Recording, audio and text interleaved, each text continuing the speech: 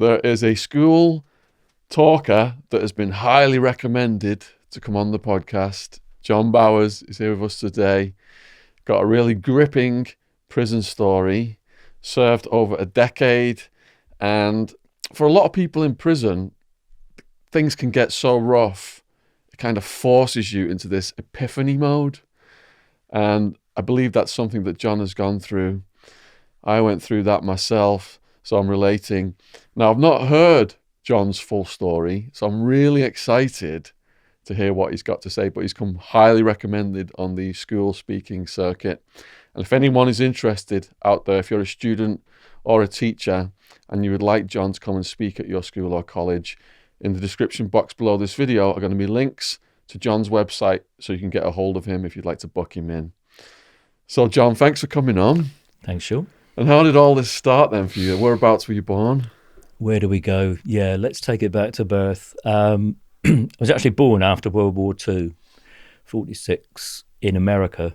In America? Oh, yeah. Which state? I was born in the States, the good old States. Which one? Dayton, Ohio. Ohio? Oh, yeah. Well, you've lost your accent. Well, it's a bit murky. My father was an American sergeant, US Army, met my mother in England. Obviously, then the war ended, off to the States, I was born, and that's where it ends with my father, because I haven't got a clue why he left my mother. She brought me back to this country when I was a baby. There's a lot of that going on, them damn Yankees stealing our women. But then, over the years, people have said, why don't you get in touch with your father?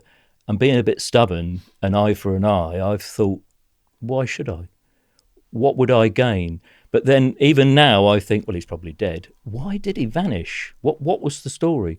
But then my relationship with my mother was so bad that I have no photographic evidence whatsoever of me as a baby. I have no knowledge from baby to 6. And I was then in a foster home. And I wish to God they'd left me there, because I can remember shutting my eyes. Happy times. They were a lovely couple. They had a son who was about 16. Meal times were good, going down the hill to the little school. And where was this foster home located? This foster home was in Southampton. Southampton, okay. Yeah, so that's my early memories.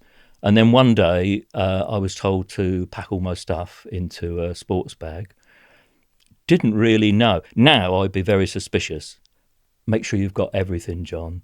And then my mother came with this little stranger who was to be my stepfather and whisked me over to the other side of Southampton.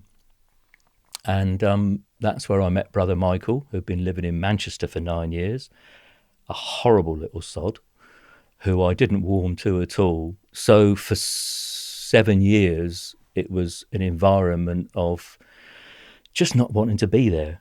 I knew I had a brain. I passed to go to a grammar school, but I couldn't study. I couldn't concentrate. So that whole 7 years was spent as a little bit of a lonely kid. When you say he was a horrible little sod, what do you mean by that? Well, I got to know that he's probably everything that I detest in a human being. He was spiteful, he was nasty, he was a bully. Because he was bigger than me, he used to, knock me around. And in the end, I just, once or twice, I thought of going down to the kitchen, getting a knife and just stabbing him in his sleep. What was the age difference of you guys? 2 years. So he was 9, he'd been living in Manchester for 9 years. So now my mother, I suppose, with the best will in the world, thought, right, let's get Michael down. He was from a white South African. Let's get John and let's have happy family. Never worked. And at 14, I took a knife to her, chased her around the garden. That's your mum? My mother. What drove you to that point? She had a habit of winding me up and she knew how to do it. And one of her favourites was to say that I had a lisp, which I don't think I've got and I don't think I ever have had. But if you say to somebody consistently, and she used to mimic someone with a lisp, that's what she used to do. I, in turn, I have to say, once I reached 12, 13, I gave as good as I got. So it was insults flying backwards and forwards. And then one day I just had enough, ran away, ended up in Bournemouth doing little odd jobs. Then it was a weird one because, you know, these blue plaques that you get on the outsides of houses, so-and-so lived here all those years ago. There should be a blue plaque on a house in Branksome Chimney in Bournemouth. This is where John Bowers started his career. Cold, hungry, probably feeling sorry for myself, bit of self-pity. 2:00 in the morning, open kitchen window, in I go, food, warm, out. Just like with so many other offenders, the little seed is sown. And don't forget, this is winter, so I'm finding work hard to come by. Then I started just to open insecure back doors and steal food, and then it was cash. I got caught. Can you remember the very first time you went into a house, and were you fearful like people might be in there or anything like that? Can you describe it a bit more? Well, this was 2:00 in the morning, Okay. give or take. So the window's open, they're probably asleep, and I was very cautious, so I just opened the window, and I stayed in the kitchen. I didn't move to the rest of the house, so the chances of them coming down were slim to nil. Is your adrenaline going like crazy? I don't think it was. I think even since I was a boy, I've been quite a cool sort of person. During my sort of criminal years, I never panicked. I always kept pretty calm. So no, I don't think it wasn't heartbeat time. That was to come later in Dartmoor, you know, when things really went wrong. And then I started to go in insecure back doors, and then it was money, and then I got caught. Just suspicion. So say you're analysing like a neighbourhood. How many people just leave windows and doors open? Now, well, let's put it this way. I haven't stolen for God knows how many years, so I wouldn't know now. I could almost guarantee that if I went to a nice area of Guildford, out of 100 houses, there'd probably be one. Way back now, we're talking 40 years ago, there were probably 3 or 4 out of 10. Wow, so 30, 40%. It's a different world, Shaun. You know, people left the keys in their cars in those days. You know, anyone will tell you from way back in the 50s, 60s, it was, and you didn't have CCTV, and you didn't have computers and smartphones. You didn't have all this. So the police had a boy. They didn't even know how old he was. I was 15 by then. And I can remember they played good cop, bad cop, which was the first time it's ever been done with me. And I was sort of looking from one to the other, because one was being nice and asking me if I wanted a cup of tea, and the other one was banging his fist down and just saying, "Who are you?" What were the circumstances that they had you? Had they arrested you for something? Yeah, I was creeping around the backs of houses at 3:00 in the morning, and a policeman apparently saw me, decided that in 20 minutes' time I would probably be coming out from and he just hid round the corner. And of course, in those days, there was no, "You're under arrest and anything you say will be taken down." It was just whack round the head. And he grabbed my hair. He just grabbed me by the hair and dragged me to Bournemouth Central Police Station. What was that feel like, going into a police station at that young age? I don't know. It was a bit of fear, I've got to admit, but it was a little bit, as it was the first time, oh, this is all new. And the sergeant asking me questions and me just refusing to say anything, because as soon as I told them who I was and where I'd come from, back home in a squad car, I left that home and swore that I'd never go back. And I never did. I never saw my stepfather again. He died. I saw my mother about 3 times over the years.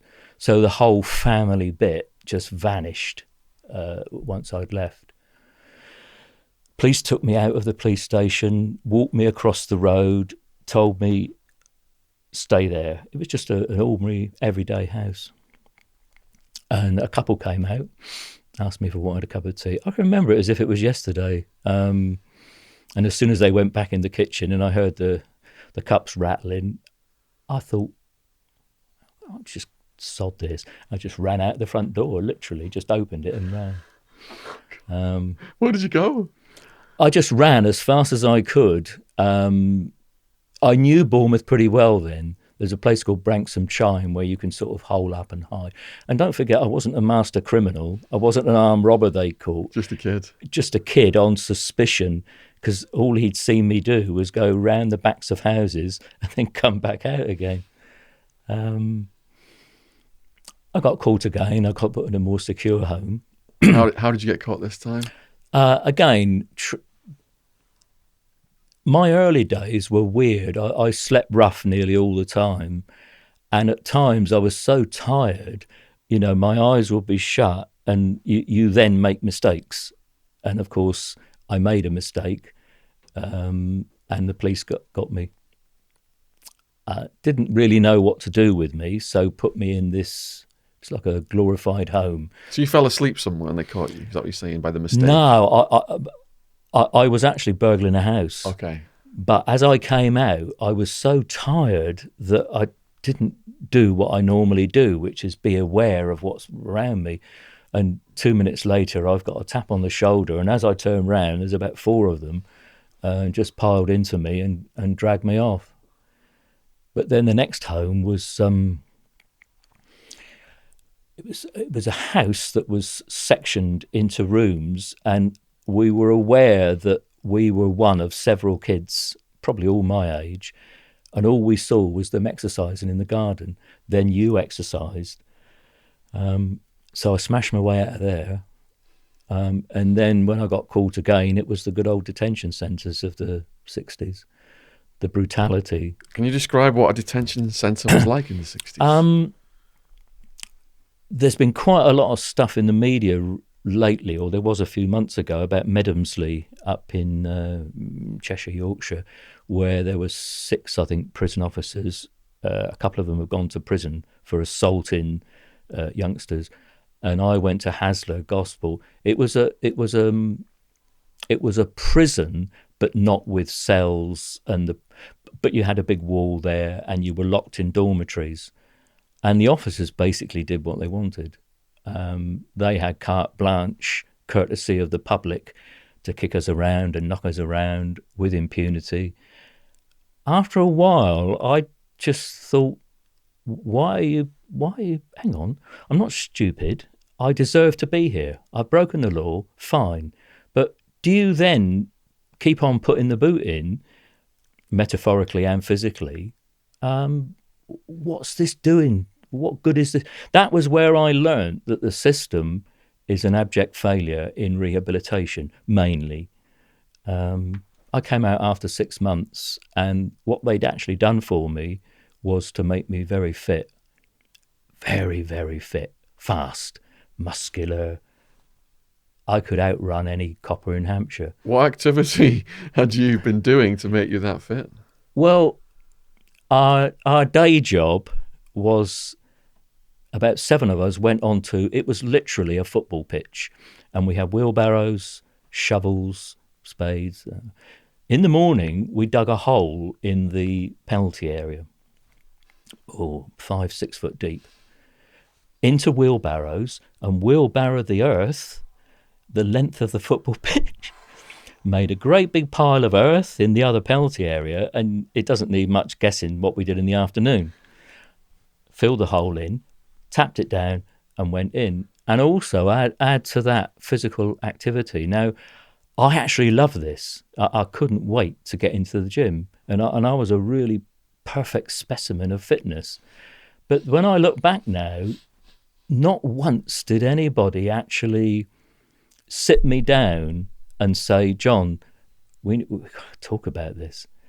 And I've never, ever wanted sympathy. I hate self-pity and, oh, woe is me, I had a tough childhood and all that stuff. But on the other hand, it would have been nice if someone had just tried to get through to me. And presumably the idea was, from all these super smart, suited people that invent these sorts of things, we strip the cockiness out of these little brats, these little thugs. But then they forgot to build us up again. So they stripped us down and then left us. So out I came. Was this before the short, sharp shock? Oh, yeah, this was the This was the short, sharp shot. I remember seeing it on the TV and stuff. It was a big campaign, wasn't it? Yeah, they stopped them now. And I think statistically, because the good thing about working on Inside Time for years was the national newspaper for prisoners, was that I got to know everything that was going on in the country with regards to the criminal justice system. If you want to know more about Inside Time, link is going to be in the description box below this video. They're really good guys, do a lot helping and supporting prisoners. Yeah, they do. It's been the national newspaper for prisoners since 1991. And it's probably the place to go if you want the truth, as opposed to the other stuff. So I'm out of there, and then 6 months later, I'm arrested again, and off I go for Borstal training. 2 years. What were you arrested for this time? Burglary. Burglary. It was always burglary. And Yeah. did you, on any, as you're doing more and more burglaries, did you ever encounter people in the houses eventually? Once or twice, but my fitness always won through. I would always leave an escape route, and if I was, which I rarely was, but if I was disturbed, I would just run, and I defied anyone to catch me. If someone's getting burgled, then is it best that that person, if there's a burglar in the house, makes their presence known and the burglar will run away, or could that cause a confrontation? The person could possibly get killed. It always amuses me when I think they say it's what's the terminology that they use? You use an appropriate amount of force. Well, it's okay to sit in the cold light of day, as a lot of people probably do, and say, well, if I woke up, I'd do this and I'd do that. I think you have to. I've never been in that position. I've never been laying in bed with my wife and my kids two doors down, sort of thing, and I've been encountered by a guy with a mask. Would I be terrified? Would I grab the first thing and chuck it at him? Or he's got a knife. So, and then what is appropriate force? Because even now, if it was me now, I'd batter the guy senseless. Or he might batter me senseless, but it would just be one of us would lose out. But I think, like a lot of things, would I be a hero if there was a fire? Would I do this? Would I do that? But, I tried, like a lot of criminals, to sort of nullify the impact a little bit by saying ridiculous things like, oh, I never worked over Christmas, or I never trashed the house, which I didn't. I try, but it's like armed robbers saying, oh, no, I wouldn't have shot them, no. Well, that's small consolation when you've had a shotgun poked up your nose. So with me, it was almost like I was trying to introduce morality, which was the real me, the real guy, into my burglary, which of course is ridiculous. Burglary is burglary. There's no redeeming factors. You can't excuse it. So you had this internal battle. In America, there's a lot of guns. Arizona, guns are legal. I had a shotgun for home protection and a Glock handgun. But you do see these cases where they say, like, if someone's burgling your house in America, then like make sure you shoot them, but you gotta leave the body. Don't leave them alive, because then they'll sue you and testify against you. Make sure you kill them, or make sure the body's facing you, so they were like not running away. You didn't shoot them in the back and all this kind of stuff. It's crazy out there. But you can sort of, but I suppose people have said to me, what would have stopped you as a youngster? Well, yes, if it was America, I wouldn't have, because I'd have got my head blown off. And I look at other countries like Saudi Arabia, where they have amputation. Now, that sounds extreme, and people have shaken their heads and go, but my point is, if the judge or the magistrate had said, if you come in front of me again, we will take 2 of your fingers off, I wouldn't have stolen again. Now, that's never going to be introduced in this country, but where's the deterrent that is so powerful that it stops me? Now, in the end, prison doesn't stop you, so what the heck can stop you? I think young people need the opposite of what the government's doing. They shut all of the youth centres down. A lot of the people who, the charities that help them, they're not getting funding. They've got to address the root causes of crime, and they're just not doing that. Well, if you remember Tony Blair all those years ago saying we're going to get tough on crime and tough on the causes of crime. And I'm still trying to work that. I know it was a lovely little soundbite, tough, but you don't get tough on the causes of crime, you address them. And through all this austerity bit, and a figure that I've never ever heard on television from anyone, is the amount that it cost us, the Afghanistan war. Oh, yeah. The war on drugs, war on terror, the prison system. The prison system is part of the industrial complex, the military industrial complex. That's how it came. Part and parcel. That's how it came about, yeah.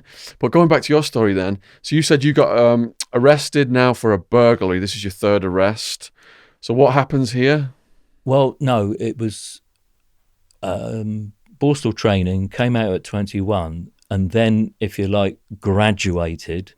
So I moved to London, to South London, and that was my operations base. And of course, you've got Wimbledon, Kingston, you've got some wonderful areas. And I lasted for about 5 years.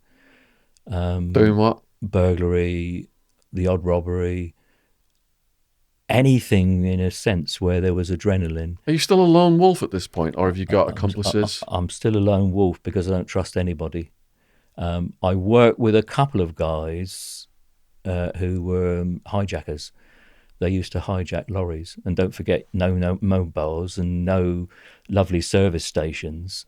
So they used to watch to see what was being loaded on the lorries, then get into a phone box to their accomplices and so on. I worked with them for about 3 hits. What was your job with them? My job was to observation through binoculars.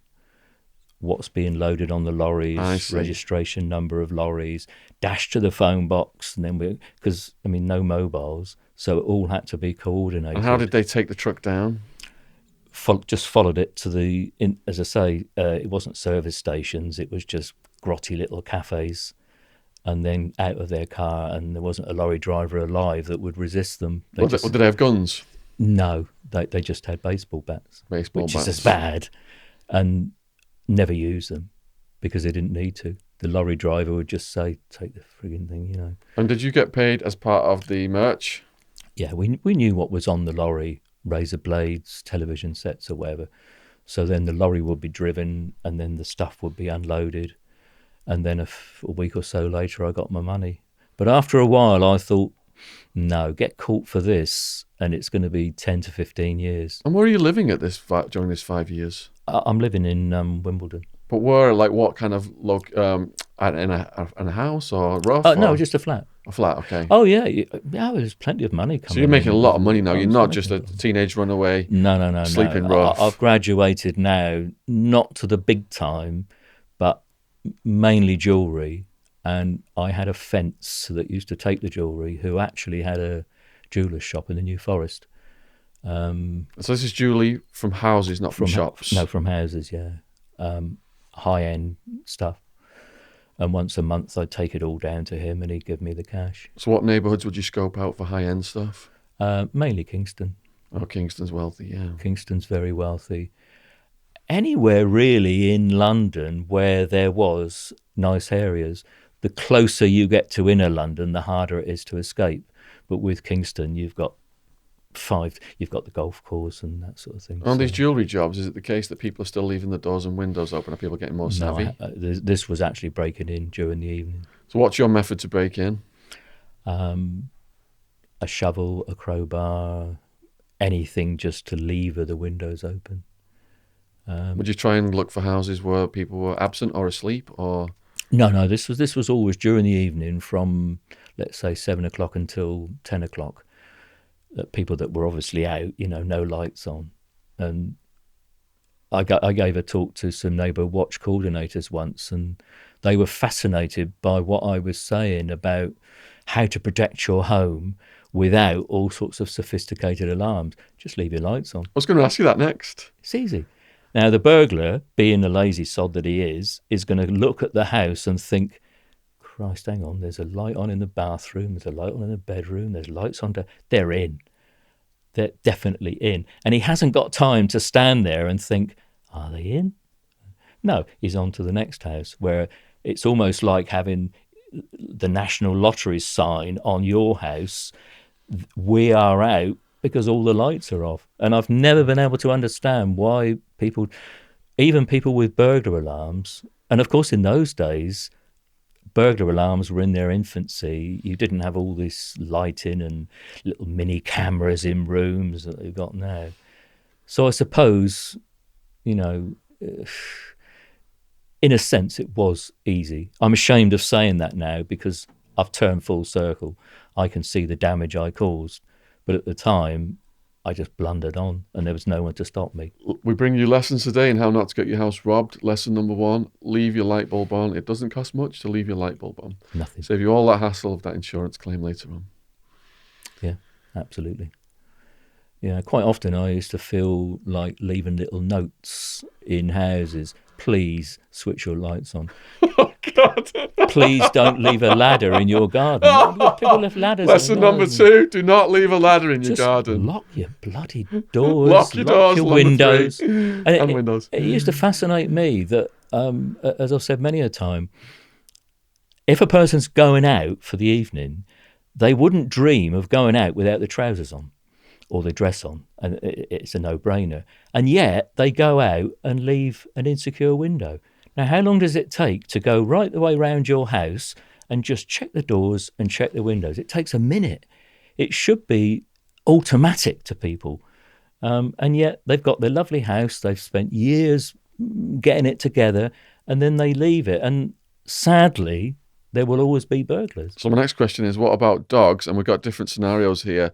The actual big dog you can see and is in there growling versus the range of dogs and the people who just put a sign up saying beware of the dog, but there's not really a dog. And a big bowl, as if we got a big dog. I think people fail to realise that when they're out with the dog, they can give the dog instructions, sit, whatever, fetch, and the dog does. Dogs aren't stupid, but dogs are dogs. So if the dog's on his own, there's no master there. So if you've got a little bit of meat in your pocket and you throw it at the dog's tail starts to wag and you're his friend. I don't know, it used to annoy me that the people that said, oh, he won't get in our house, we've got a dog, the dog will have him. No, dogs aren't human. They haven't got our instincts.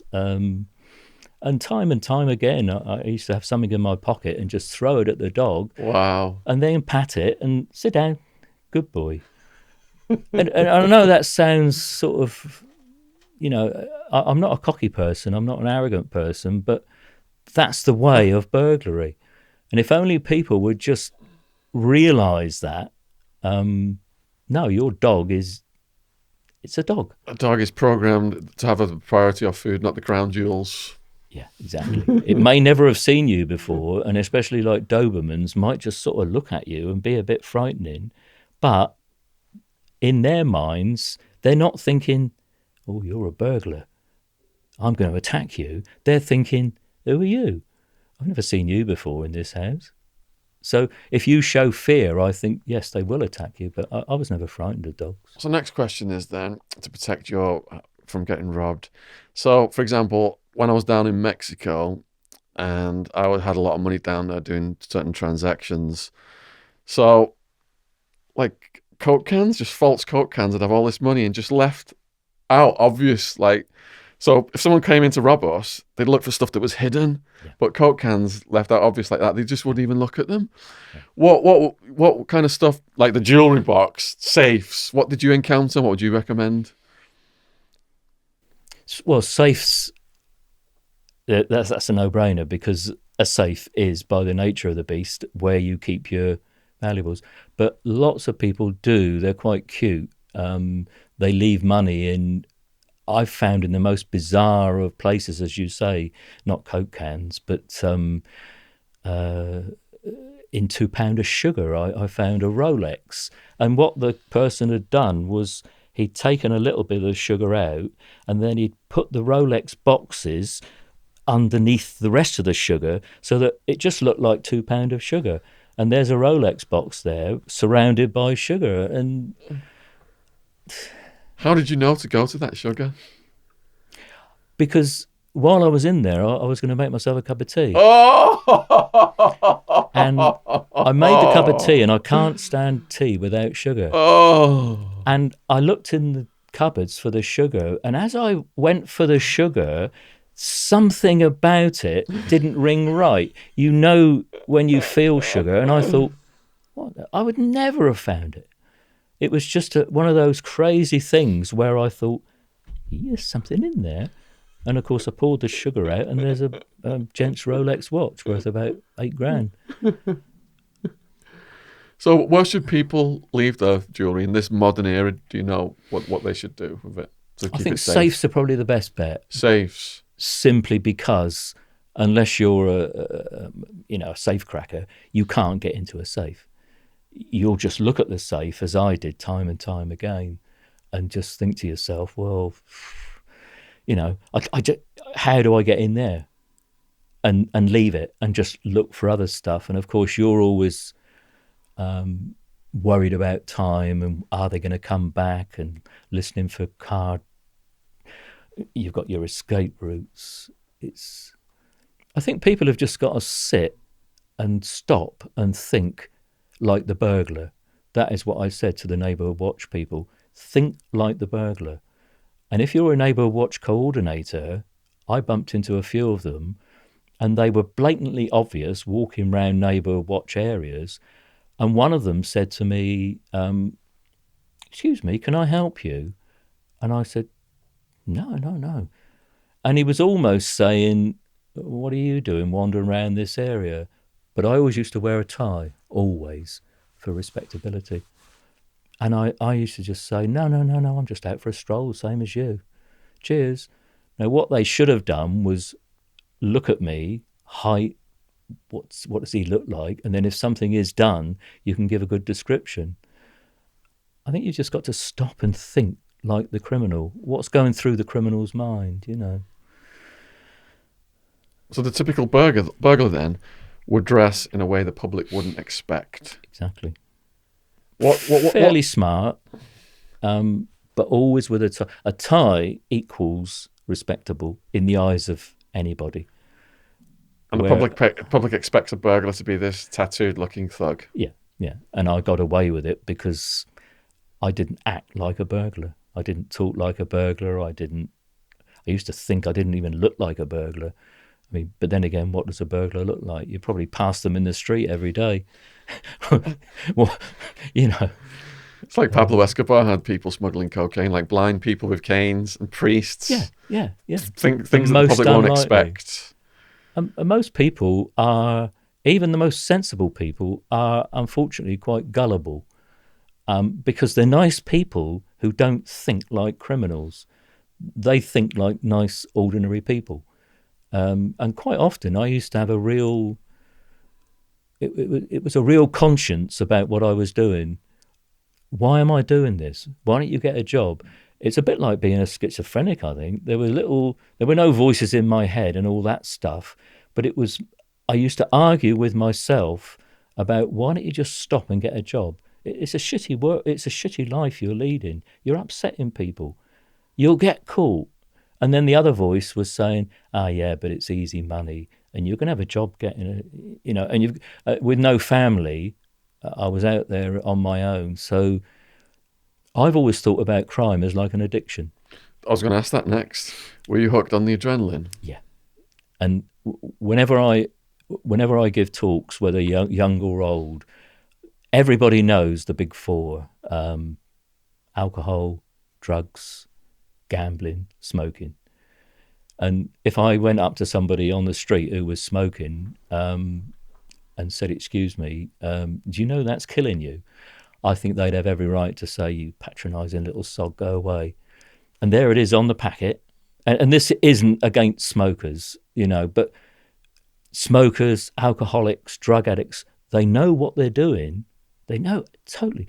And I watch smokers sometimes in the sun like this, and I think, why don't you just, please, can't you? You're killing yourself. It's costing you 10 quid. It's on the packet. Warning, cigarettes can kill. It couldn't be any more in your face.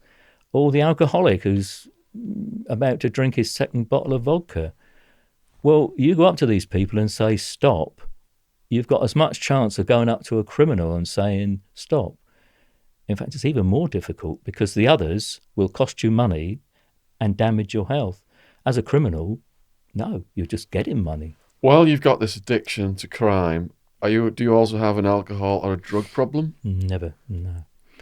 I took some drugs on my first real prison sentence, but it was just cannabis. Well, we'll get to that in a minute. Yeah. Going back then, you're on your third or fourth arrest now, so you're getting prison sentences, are you now? Well, no, the first prison sentence came when I was about 26. Okay, so during that 5 years then, before we get to the prison, was there anything other noteworthy that we should discuss?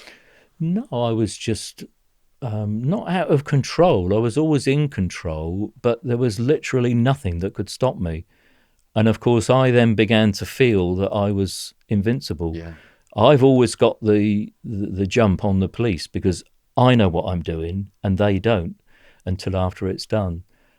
I was always very careful, watching behind me, driving around roundabouts 3 times. Is anybody tailing me? So I felt that I had it off to a fine art, but I didn't. Were you ever worried that the people you sold the stolen goods to, if they got busted, they could give you up?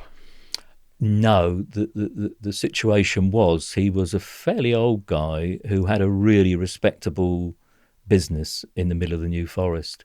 So the chances of him being busted were 1,000,000 to 1. Because as a lone wolf, you've got no crime partners other than that person, I assume.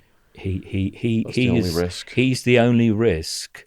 But even then, I used to go to ridiculous lengths to make sure that he didn't know exactly when I was coming. So sometimes I'd say, I'll see you at 5 o'clock, and I just wouldn't turn up. And then I'd lurk near his shop to make sure there was nothing around. And then I'd go into a phone box and ring him and say, I'll be with you in 5 minutes. So, but he was always, and a lot of it used to end up in Ireland or America, the good stuff. Let's say you had He didn't put it in his window. Let's say you had 10 grand's worth of the good stuff, like jewellery. What would you get paid for that value? Probably about 2,000. 2,000. Yeah, give or take. And of course, I'm happy with that. I don't expect full value. I don't even expect 50%, but I was happy with a couple of grand. If you've not got a drug or a drink problem, where's all this money going? Kempton Park, racing, Sandown gambling. Park, gambling. I had a real gambling problem. So, yeah, I live well, but most of it went on gambling. And of course, if you've got a couple of grand in your pocket one day and you lose it, you don't get too distressed because you know that you're going to get another couple of grand in a week or two's time. So it's just an ever rolling. Money just came and went like water. So your lifestyle's increased. You're gambling. I imagine you're eating at nice places. Yeah. Have you attracted a woman at this point? I had girlfriends, but I couldn't really lead a traditional relationship with them because of the life that I was leading. Quite often in the evenings, of course, I was stealing.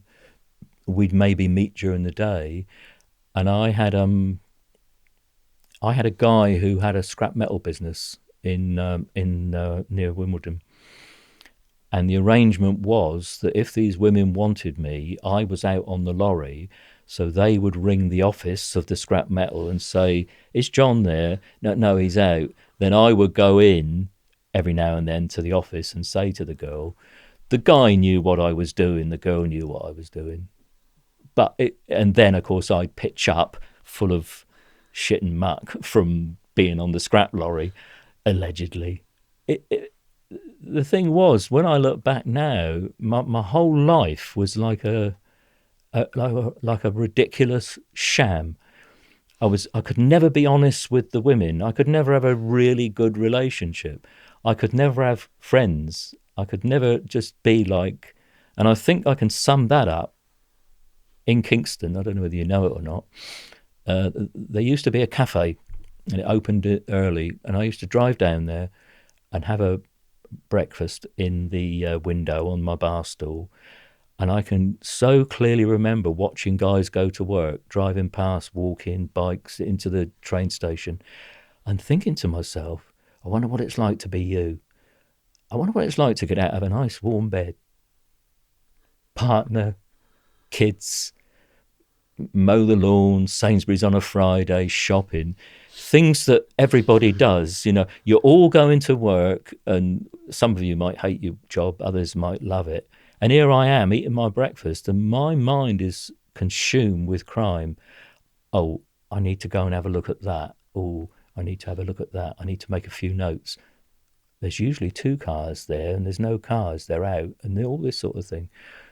And I actually, I beat myself up now because of the life that I was leading. What I could have done and what I did with my life are 2 extremes. And the life that I could have had. And I could have earned as much money. But then again, money was my God. Were there any times that the women busted you? No. You were that slick. I don't like the word slick. I think so. I'm a Virgo, actually. So by nature, we're meant to be careful people, everything in its place. And I think that sums me up completely. I was always careful, always wary, always suspicious. And even now, I think in life, I'm the same. Hang on, why is he saying that? And then, of course, as a criminal, as you know, probably from your experiences, anybody inside is paranoid to a lesser or greater degree. You know, you only got to look at someone the wrong way. They were a lot of the prisoners were on crystal meth for our house, and that paranoia times 10 on that stuff. Yeah. So you just sort of keep your head But at that time, I didn't like myself at all. I didn't like what I was doing. I never had any I had self-confidence, so I was able to do it. I was able to communicate with society. That was no problem. But in my quieter moments, I used to think, what are you doing with your life? But I was then still only 25, and I hadn't actually had my first big one. What was the first big one then? Well, that was 5 years in Maidstone. And what was that a burglary you got arrested for? That was several burglaries. Yeah. Several burglaries. How did they apprehend you? Up the Hemel Hempstead Road, and I got a little bit careless, and it was a very frosty night, call it 10 o'clock at night, and I hadn't wiped my rear mirror. And as I was driving along, I looked in my mirror like that and saw a couple of cars that could have overtaken me easily and didn't. There were about 3 of them, and I thought, not happy with this. So the next turning I indicate and I go, they all follow me, and I think, oh no. So I just screeched down to a dead end, jumped out and ran, and one of them was a dog handler. So that I've got an Alsatian chasing me, and I don't know the area. And I always wonder what it was like to have one of these dogs. And the bucket got hold of my trousers, gripped my trousers. He didn't bite me on the leg. He just sort of gripped me and held me there like that. And of course, he wasn't barking. And of course, the handlers came with there was about 4 coppers. Apparently, my car had been seen several times parked in this area that I was stealing in. And then I've always thought, well, if you're caught for that, what else do they know, or what else could they uncover? So I admitted to the burglaries that I'd done in the area that I could remember. Let's just go back a second then. The dogs got you down. Did they then say something to you or search your car or anything like that? Basically, if you move or resist, we'll whack your brains out, or words to that effect. Yeah. You know, so in other words, you're nicked, and that was it, off to the police car. Did they find stolen property in your car? Fortunately, that night, I hadn't done anything. So what they've got to do now is figure out what I have done. But what I was more or less on the run. There were 3 or 4 areas in the country where I was wanted. Once I'd left prints, once I'd been seen, and so forth. And in the end, I went to Wormwood Scrubs. So they got your fingerprints at the scene of one? They got my fingerprints at the scene of one. Did you usually take precautions to avoid leaving prints? always gloves or socks. So methodical. But every now and then, I just sort of let slip because you can't be on your guard 24/7. And on this one occasion, I just left some prints on a windowsill. Because you took it off the glove. Yeah, I'd taken the glove off for some reason, put the gloves in my pocket, and then I suppose it's one of those things where you later on think, why on earth did I do that? That's what I'm wondering now. Why did you take the gloves off? Yeah, always gloves or socks. And I used to change my shoes every now and then so that the tread wasn't obvious. And every precaution, but every now and then, yeah, as any criminal will tell you, you slip up. So there are multiple cases against you. You've been apprehended. The car's clean. They take you to the cop shop.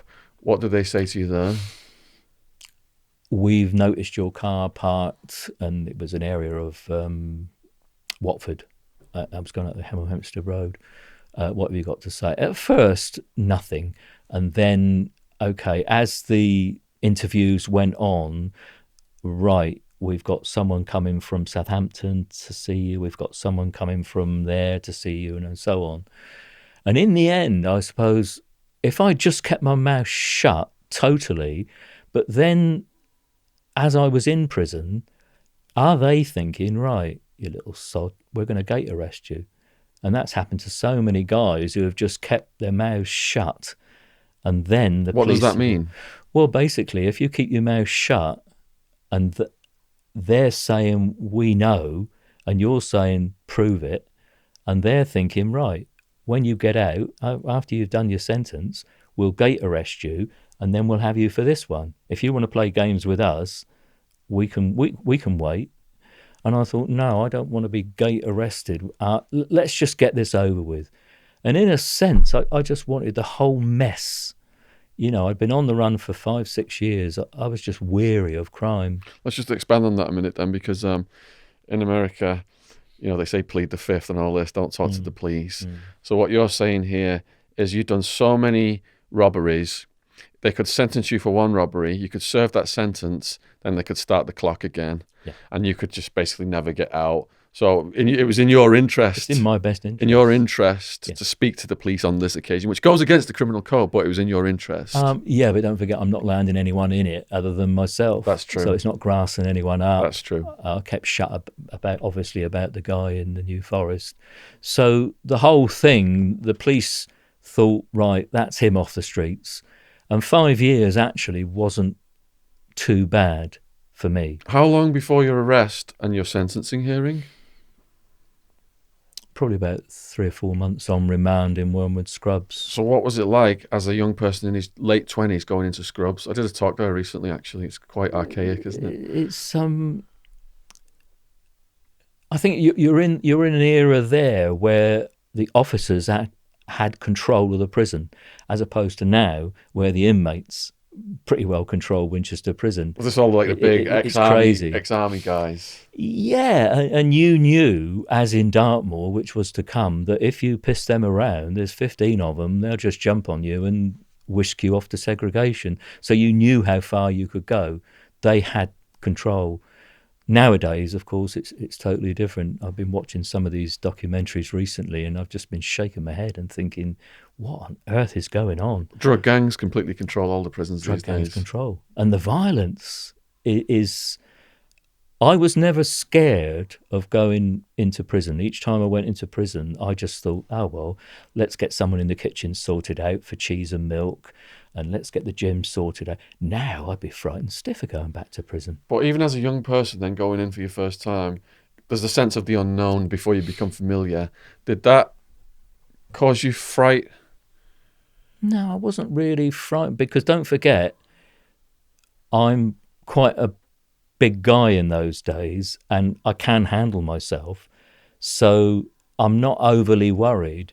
And I had two things on my side. First of all, I had a brain, and I used to write letters for prisoners, read letters for prisoners, do birthday cards and Christmas cards, little poems. Tell me what colour her eyes are. Tell me, da da da da da. And these guys, and it was quite pathetic to see guys of 30, 40 who couldn't read or write. Yeah, it's sad. So I got a good name there, and then I was a good footballer.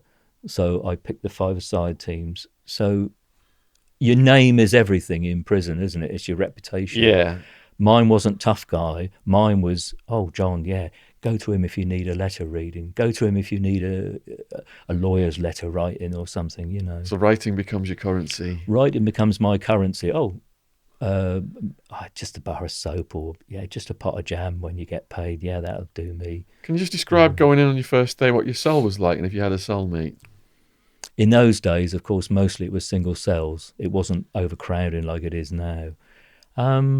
I can remember going into Wormwood Scrubs with my bed in and plonking it on the bed and the screw slamming the door behind me, and just sitting on the bed for about an hour, just thinking to myself, like so many other criminals, like millions of people before me, why did I do it?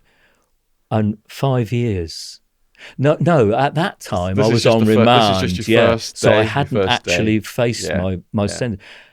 I was thinking, I wonder what I'll get, and that was a constant theme in my head. That is the constant theme, isn't it? What can I get away with 3 years? I've come clean. I haven't messed them around. And then I thought, shit, suppose they hit me with 5 or 6 years. I don't know. And what % of the years did you have to serve back then? I served 3.5, and then I got the hostel, which is I'd gone to Maidstone, and then I'd been given the Wormwood Scrubs hostel, and the hostel was just inside the gates. So I went there for it was supposed to be 6 months, and you find a job and that sort of thing. I stayed there about a week, couldn't handle it, and just shut off. All right, we'll get to that bit here soon. Let's just go back to your first day then. So you've gone in now, you've got your own cell, you're thinking, oh, what kind of a sentence am I going to get? Do other prisoners start to approach you now and talk to you? No, I think you have to show that you're approachable and you're not aloof, and you consider yourself above them, because basically you're all in it together. And how does one go about doing that? Just being pally with people, just a little smile, just, making sure that they're not going to take you for a sucker, but on the other hand, showing that you're approachable. And of course, we're all against the screws. So you've got that common sort of factor amongst you. Would you say that body language is a factor? Because I spoke to this mafia guy in Arizona prison, and he said the guy coming in, shuffling his feet, looking down, versus the guy who's like got a spring in his step and his chest up here, that he's one of us, this guy might be a sex offender, he's got something to hide. What would you recommend to people coming in for prison for the first time in terms of body language? I think a mixture of the two that you just described. So don't put your head on the ground. It's quite interesting watching prisoners on exercise in the old days, Winchester Prison, Wormwood Scrubs. They've got their head down because lack of self-esteem or shame or whatever. With me, it wasn't head down, but it wasn't swaggering around, because I couldn't get away with that. So I just used to sort of just try and be, if there is such a thing as a normal prisoner. So I'll talk to anybody. And then I got a reputation for my writing. I think I said to some guy, well, if you need a hand with that, just come round my cell. So we sat on the bed, and then the word spread round the landings. If you want a letter read or a letter written or a poem, go up to Johnny Bowers. In America, there's a thing called a heart check where people come and challenge you when you first go in. Did anyone try anything like that with you? No. There was none of that. There might be now, I'm sure. They probably look at me now and think, oh, we'll have his canteen. He's getting on. But then again, I'm not going to get caught for anything, but if, God forbid, I ended up inside, mistaken identity, at my age now, I'd go to the prisons for over 60s or whatever. Yeah. Unfortunately, there I'd probably be walking around with a load of paedophiles. Historic sex abuse cases, of which there are so many now, which there weren't in. Everybody we were watching on TV as kids is in prison for paedophile stuff. Yeah. It's just gone since Savile. I mean, that really was the start of it, wasn't it? Once Savile, and then, but what happens now, of course, is that the police, as opposed to not believing you previously, if you were a victim, a genuine victim, they will now believe whatever this victim says, whether they're a victim or not. And so there's quite a lot of people that have just done it if you've got a grudge against someone. And it's always fascinated me. If I go back to my early 20s in Wimbledon, just suppose a woman that I'd had a relationship with then went to the police and said, oh, he abused me. This is 40, 50 years later. How do I say I didn't? Me saying I didn't isn't enough now for the police. They believe the victim. How can the victim prove that I did it in Wimbledon 50 years ago? Well, it's a really tricky situation, isn't it? Because you got that Carl Beach story that just came out. You had one of Jimmy Savile's, I think a niece, ended up getting arrested for false claims. But then you've got people like Epstein have got away with these things because they're protected. And it was the same detective that believed Carl Beach and pursued that investigation that decided to stop the Epstein investigation in this country. So all those victims didn't get any justice. Well, not yet, at least. There's things ongoing now that whereby they might. Well, the Carl Beach thing, I mean, what that Labour MP said, that I believe him. I think, how can you be so bloody naive as just to believe him? And look at the people's whose careers and lives were impacted by him. How can the police just believe him? We had John Wedger on here. He spoke for about 3 hours, ex-Scotland Yard detective. And he said that the police will only allow things to go so far because when he was on Vice and he found that the customers of these kids that were from foster homes were VIPs, politicians, TV celebrities, order always came down from the top to shut the investigation down. Yeah. It's if we only knew what had gone on, what has gone on, and how many high-profile people, celebrities, etc., are thinking to themselves, I wonder when it'll be my turn. And they all say the same thing, don't they? They get the pre-prepared statement, I dispute these claims, I will da-da-da-da-da. And then 5 minutes later, like Rolf Harris, well, Prince Andrew right now, he's like, I categorically, I emphatically deny. And I've read the victim statements and, absolutely horrific what he's supposed to do. We don't know, do we? Somewhere is the truth. Is that girl after compensation? Did Prince Andrew do anything? And I think to me, it's wrong. I've got a bit of a cynical side to me about things and about people who, no, I didn't do it. And then Buckingham Palace turn round and say, well, just suppose he did. What are Buckingham Palace going to say? Oh, yeah, sorry about that. Yeah, well, how do Buckingham Palace know what he got up to? Look at Prince Charles with Camilla behind Diana's back. Oh, that's absolutely atrocious. And yet Buckingham Palace would have probably said, oh, no, absolutely not. There's no truth in these allegations whatsoever. So, well, Andrew denied all this, and then of course he has. He has now said, because he flew back to New York to meet Epstein after he'd already been convicted of this with the underage girls, and he's now saying he flew back to New York to part friendship with him. That was the reason he flew back. Has he never heard of phones? Yeah, there's videos of him peeping out of the door at these girls who look underage, and he's waving at one of them. Either it is true, but unfortunately, with some people, it's not true, and the mud sticks. It's so tricky, isn't it? Because then if you are innocent of it, yeah, people are going to believe victims over, say, an older guy, for example, who's got some criminal history or has been led a sleazy life or something like that. They're always going to believe the victims over that person. Yeah. So there is room for error there on both sides, unfortunately. Look at Cliff Richards. Yeah. But what I want to know, above all, is I want to see the police notes whereby they didn't just get up one morning and think, right, get 15 coppers and 10 cars and let's go and raid Cliff Richards. There's some evidence somewhere, but what is that evidence? How did they, once they'd raided him, it all went quiet. And then, of course, he sued the BBC for a couple of $100,000. But there are a lot of people that are thinking, oh, he's never in the media, is he? There's never any sort of stories about Cliff Richards. He's like a holy pop star. Well, what was the accusation? Why did they raid his house? Why did they take his computers? I mean, if I got allegedly for false arrest for something, I'd have no chance. They'd read my record out and just instantly believe the other person, which is, you've got to prove your innocence now rather than them proving your guilt. They thought they had another Gary Glitter on their hands. I just watched a documentary about him. I think it's Gary Come Home or something. Is he still alive? And he was just going from country to country, like Cambodia, Vietnam. And he would find these children's homes and tell them he was a doctor. And he's out there and at night he's like got the guitar out and he's singing to them and he's pretending to be a doctor. And oh God, it's terrible. I believe he is still alive, yes. I'm not sure if he's in or out of prison right now. Anyone know? Is Gary Glitter in prison? Something Gadd his name is, isn't it?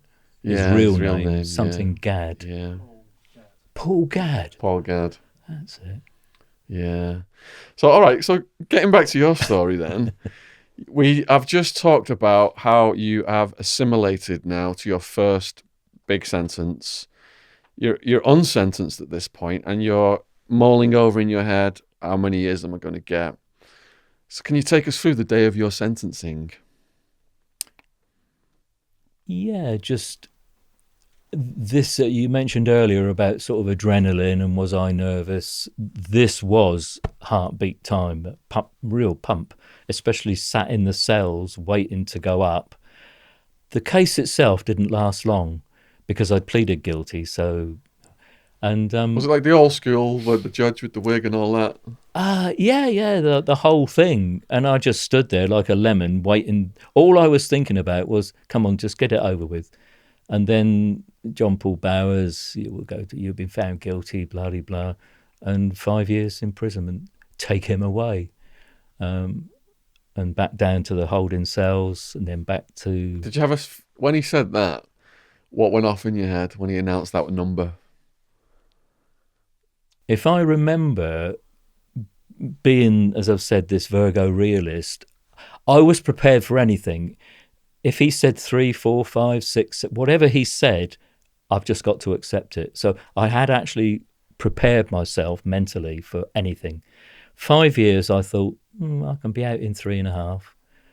But then the question was, where are they going to send me?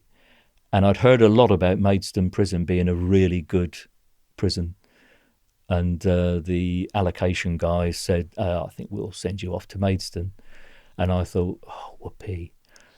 And where I'd done a lot of five-a-side football in Wormwood Scrubs and got a reputation as being a really good player, when I then ended up in Maidstone, a lot of the guys who'd also been at the Scrubs said, he's a brilliant player, get him in our wing sort of thing, So instantly I've got this reputation now as being a really good footballer. And then once again, the English and doing things for people. So my name in Maidstone, I think, was pretty good. And your first time you're in Maidstone then, is that a single cell situation as well? Yeah, it was all singles. Is there slopping up back then? Yeah, oh yeah. Can you describe what that entailed, what the procedure was? Hold your nose, take your little potty out, go down to the and sluice it with about 40 or 50 other prisoners.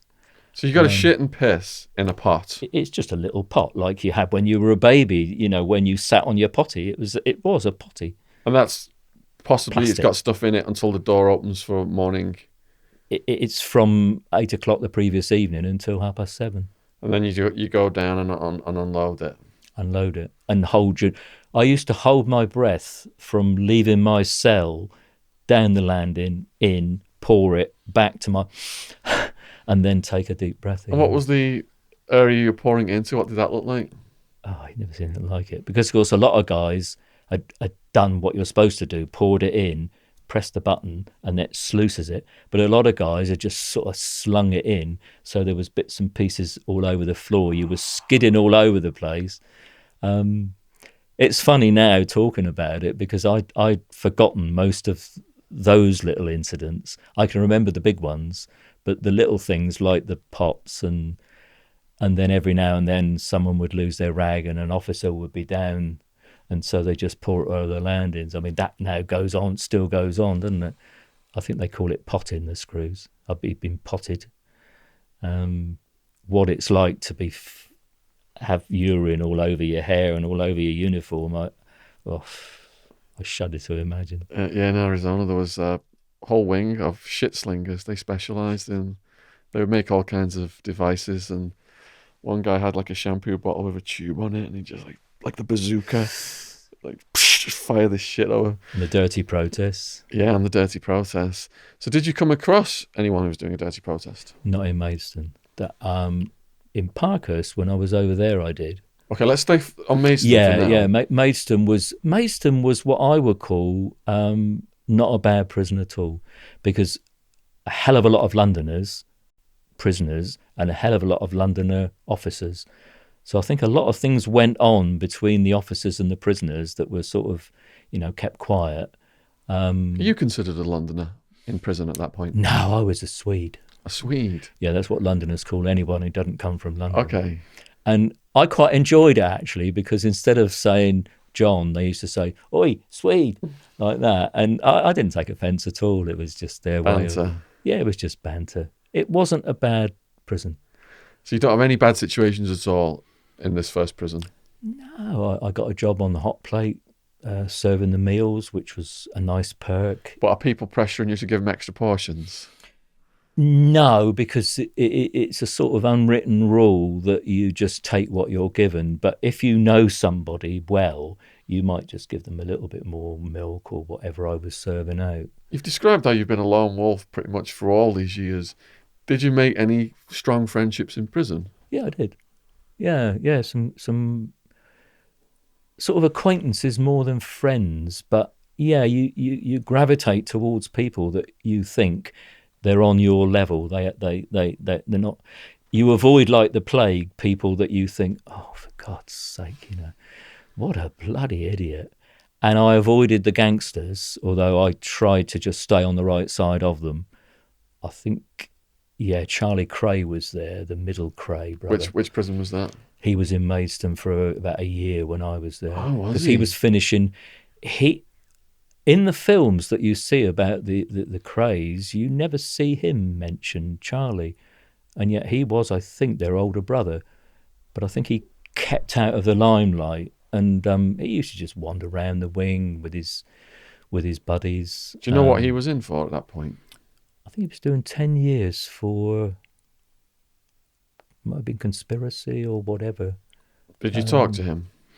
I talked to him a couple of times, but it was football related. And it was only when he wanted a game or any chance of a game or what time's the five-a-side, John, because I used to pick the wing teams. But we were never, it was never me and Charlie sat having a cup of tea. He had his own little routine and his own buddies. And a lot of people say to me about, oh, if I went to prison, I'd be this and I wouldn't let them do. And I just think you are talking out of your arse. If you think I'm going to go up to Charlie Cray and call him names, or a lot of the guys in Maidstone, Jesus Christ, I'd have had my bloody nose punched right through my face. It's a culture where people outside can't understand what it's like inside. You don't do things...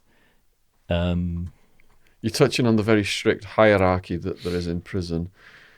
From the way that you saw Charlie Cray with his people up there, was he at the top of that? I would say he was at the time. And it was, in those days, it was the gangsters that sort of ruled the roost. Nowadays, of course, it's the drug dealers. And did Charlie Cray have his own protectors in there? Yeah, you just wouldn't have dreamed of doing anything against the guy because he was Charlie Cray. And sorry, it's don't even go there, sort of thing. But to his credit, he didn't swag around the ring. He wasn't the big I am. I think he just went about his business quietly, like a lot of the dangerous people. They didn't swag around the ring. They just went round. But then, and the Tibbs gang, the boxer, Jimmy Tibbs, who was rated the most promising boxer, and then, of course, they all got imprisoned.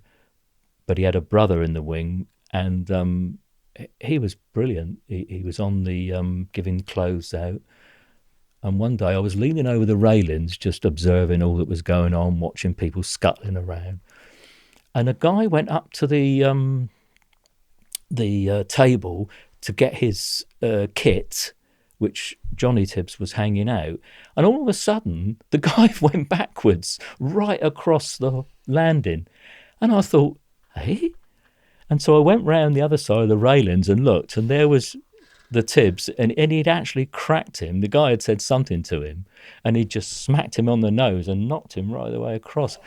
And that just reinforced for me, I think, it's not that I'm a coward, never been one of them, but I've always managed to think to myself, quickly, how do I deal with this situation? And if it was really bad, I didn't smoke, but I always had a bit of tobacco and cigarette papers. And if it got really bad, I'd just whiz a little bit of tobacco out and a paper and say, let's have a smoke, let's have a chat. And that nearly always won it over. And how did you see the other prisoners deal with Tibbs and Cray? Did they avoid them? Were they just polite? Some of them were a bit subservient, which I don't agree with.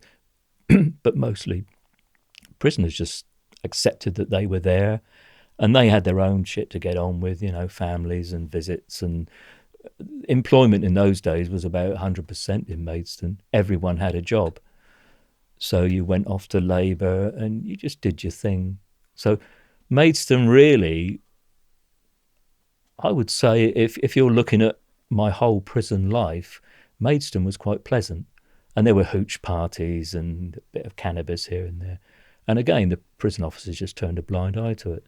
Early on, you said that you did form some friendships in Maidstone, and you gravitated towards a certain kind of person. What were the stories of the people that you made friends with? What kind of things were they been arrested for? All sorts of crimes, but mostly burglary, fraud. There were quite a lot of fraud guys in there. There was the married quarters where all the gays were. The what quarters? The married quarters. The married quarters. Yeah, it was just a spur which was almost full of gays. And I was in the shower one day. You could have a shower whenever you wanted to, coming off the sports field. And bear in mind, I'm 29, I'm brown as a berry, big muscular. And I was just having a shower, it was all quiet. And the doors suddenly, all I heard was the sort of creak of the door, and then smack. Someone, I think it was probably a PP9 battery in a sock, which is the usual, yeah.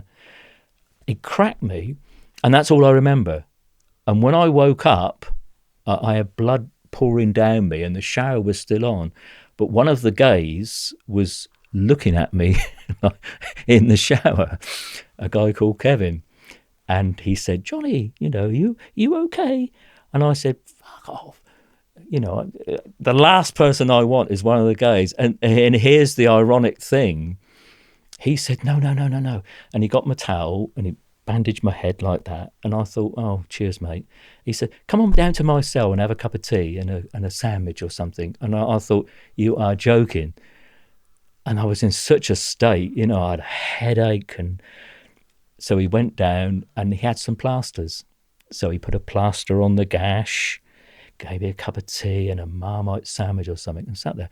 And what I learned from that guy was what it's like to be gay. And it was a wonderful education. And I wondered after that why I was homophobic. In my ignorance, I just thought, oh, bloody gays, bloody puffs, bloody shirt lifters or whatever. And yet this guy, talking to this guy, how he'd started, where he lived in Chelsea, he always knew that he was a little bit different to the other boys and that sort of thing. And I thought, ever since that day, I've had an awful lot of time for gays. It's just one of those really good experiences that if that guy hadn't whacked me, well, I don't know where I'd have ended up. But, Just expand on that a second, so you don't get loads of trolls. What year was this? 1970 odd. Okay, so if you go back to the 60s, 70s, you know, America, there's the all the stuff going on with the blacks, and there's a lot of racism and there's a lot of homophobia in this country as well. So from, you know, your upbringing, that would not have been an abnormal thought process. That's what I'm just expanding on here so people understand it from the context of the times. And you said you had this easy stay at this prison, but now you've been cracked in the head in the shower. I don't know why. To this day, you don't know why? No, because I didn't know who'd done it. Obviously, I can't go around all the cells and say, you just cracked me on the head. So in other words, from that moment on, I thought, well, someone, obviously I'd upset somebody in passing, and that was his retribution. Do you think someone had tried to sexually assault you? No, I think it was just someone who maybe had seen me go into the showers 10 minutes earlier. And then, as I say, and I'm glad you did explain that to him, because it was a different world. And there was an awful lot of homophobia about. But if you'd asked most of those people who were homophobic, what have you got against gay people? They would have said, I don't know, I just don't like them. And it's a bit like racists, because they're black. So but on a personal level, yeah, I learned from that guy exactly what it's like to be gay. Did you have enemies at the time that could have potentially cracked you in the head? I don't think so.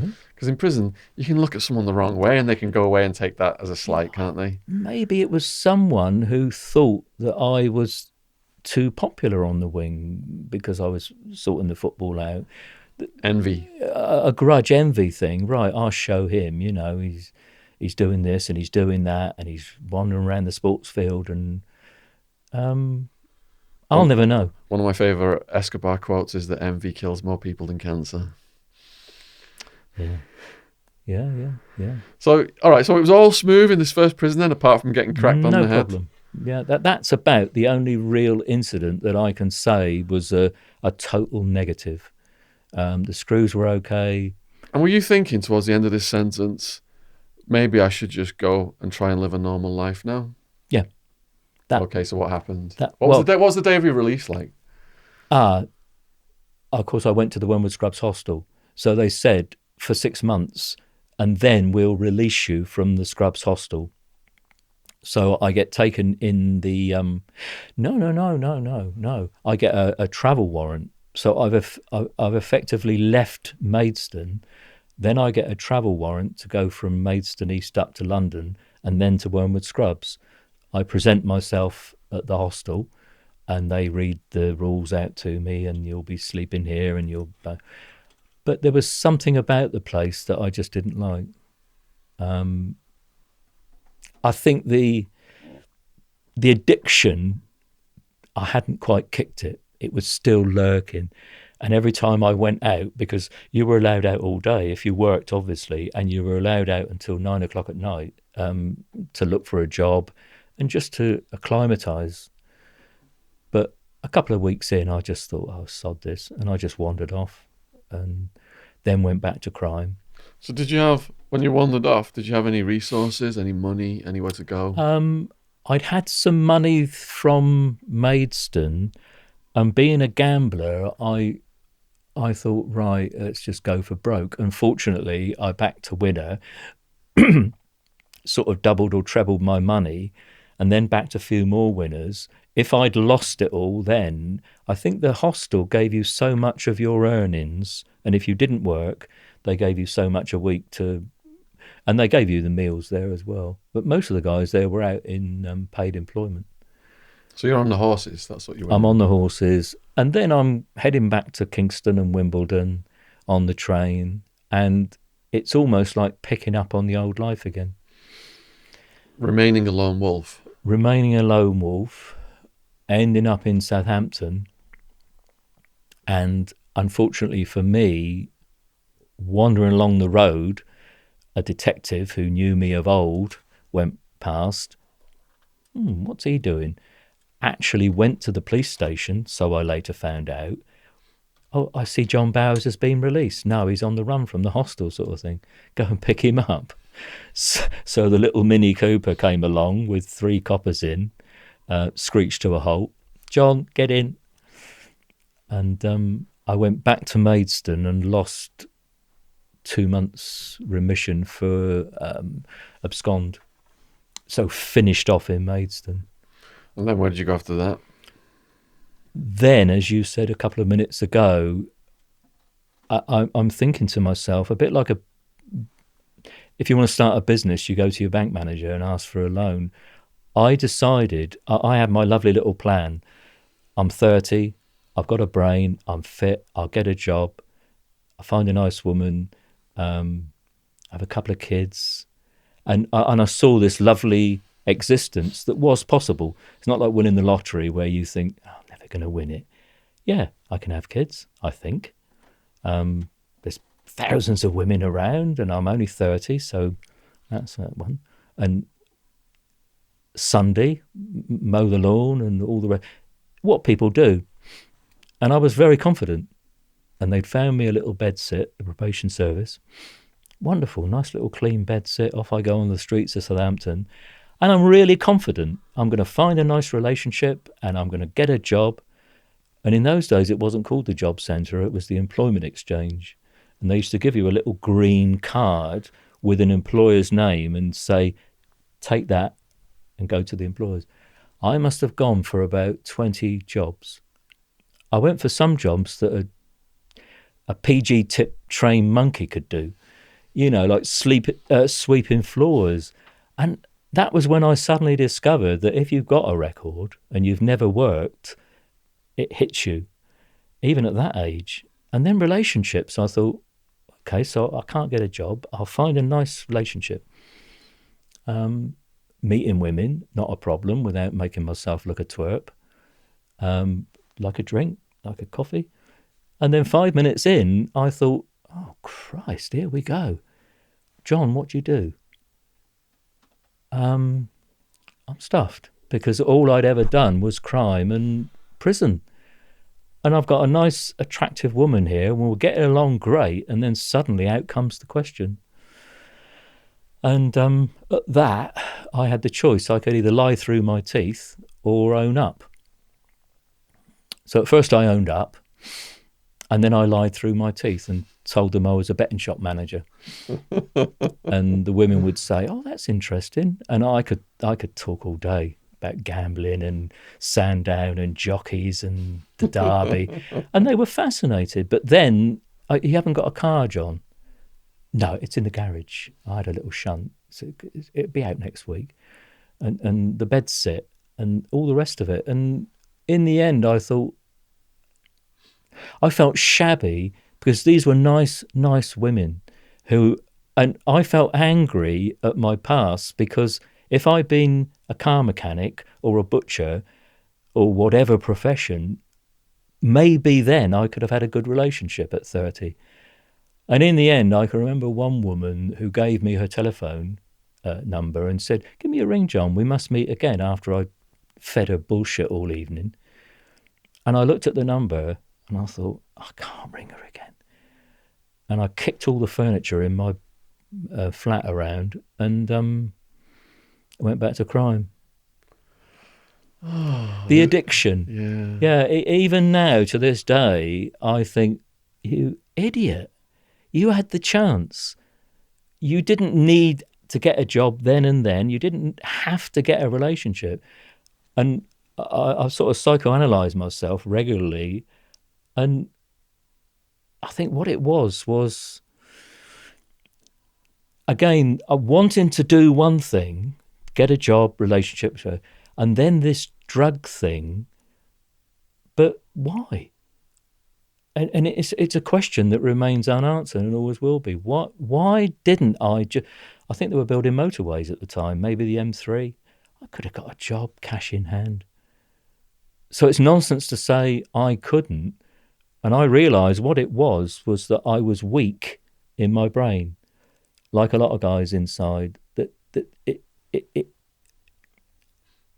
The strength that I've got now is almost exclusively in my head. That's the most powerful part of my body. My muscles have damn near vanished. I'm still fairly fit for my age, but in those days, I was really fit, but mentally weak. And that is where you need the strength. When people come out of prison now, they do need help, but they've got to be mentally strong.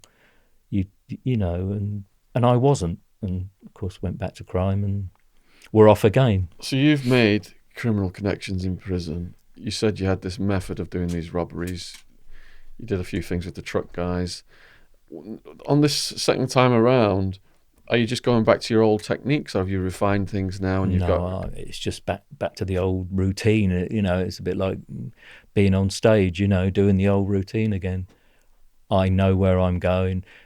Actually, then I spread my net. I went all the way around the countryside. I don't think there's a town or city in the country that I haven't been to. Plymouth to, Yorkshire. So I was always on the run, but now being very careful.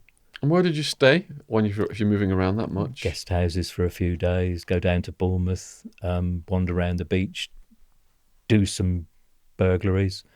And if you're going all over the country, are you using different fences? No, I'm waiting until I've got enough and then always heading back for the New Forest. He is the only person I trust. I wouldn't dream of going anywhere else. What was he so good at that he never got busted himself?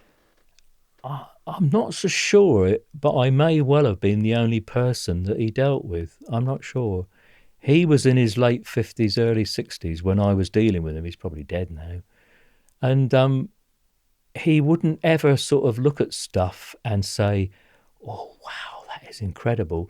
He would just say, what have you got? And then give me a price. And I asked him one day what he did with the stuff. He said, well, for sure, it sure as hell doesn't go in my shop window. I said, but what do you do with it? And he said, a lot of it goes to Ireland, a lot of it goes to the States. He said, I just package it and I've got people dotted about. And I suppose some of the items really were fantastic pieces of jewellery, which, How long did this spree last, and what were the circumstances of your next arrest? It lasted for 6 years. Wow. Oh yeah, I had a really good run. But don't forget, I wasn't doing it night after night. Quite often, I'd have a couple of months off. I wasn't gambling so heavily. I was just sort of being a bit more cautious now. And then again, got a little bit too cocky for my boots, and I was actually caught inside someone's house. By the police. By the police? Yeah, by the police. Someone had observed me, and of course I didn't know, so I don't know whether it was a shovel or a spade or something. I was the house was obviously in darkness, but I had a little pencil torch, and I was in the bedroom, and then it wasn't sirens wailing. All I heard was a couple of voices, and then a two-way radio went off, and I thought, oh no. And I went to the sort of bedroom window, and there's one there, so I went to the other side, and there's two there. There must have been about 6 of them just circling the house. And they know I'm in there because someone apparently had rung them and said... So they got there fast? They got there very fast, yeah, because I'd only been in there for 10 minutes or so. And that was Did you try and hide yourself away? No, it's just pointless. They knew I was in there, and I thought, what's the point of hiding? They will get me. You know, they'll search me out. They may have even had a dog there. I don't think so, but I think they may have had a dog lurking in the background. And was it the case that you just wanted to close all of your outstanding cases, and you just said... I think, as with the first one, I think you just get weary of it. I don't care who you are. I think after a time, you just get weary of the same old, same old.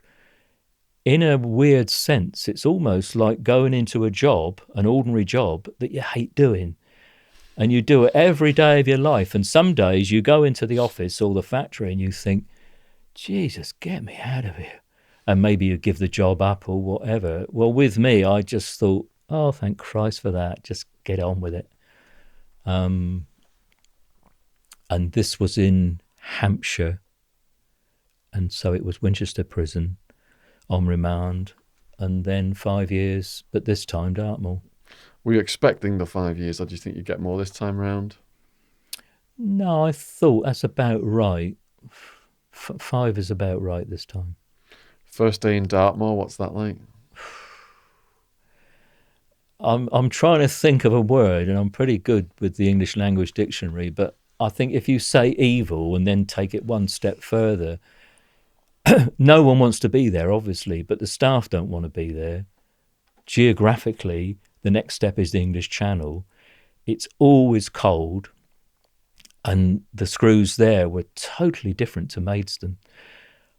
I think what Dartmoor had were people who had fouled up elsewhere in the country, but it also had officers who maybe had done something dodgy somewhere else, so they can go to Dartmoor as well and live in Princetown. Yeah, they were. I mean, some of those officers in Dartmoor, I still shake my head now and think, what were you doing in the prison service? Can you give an example? I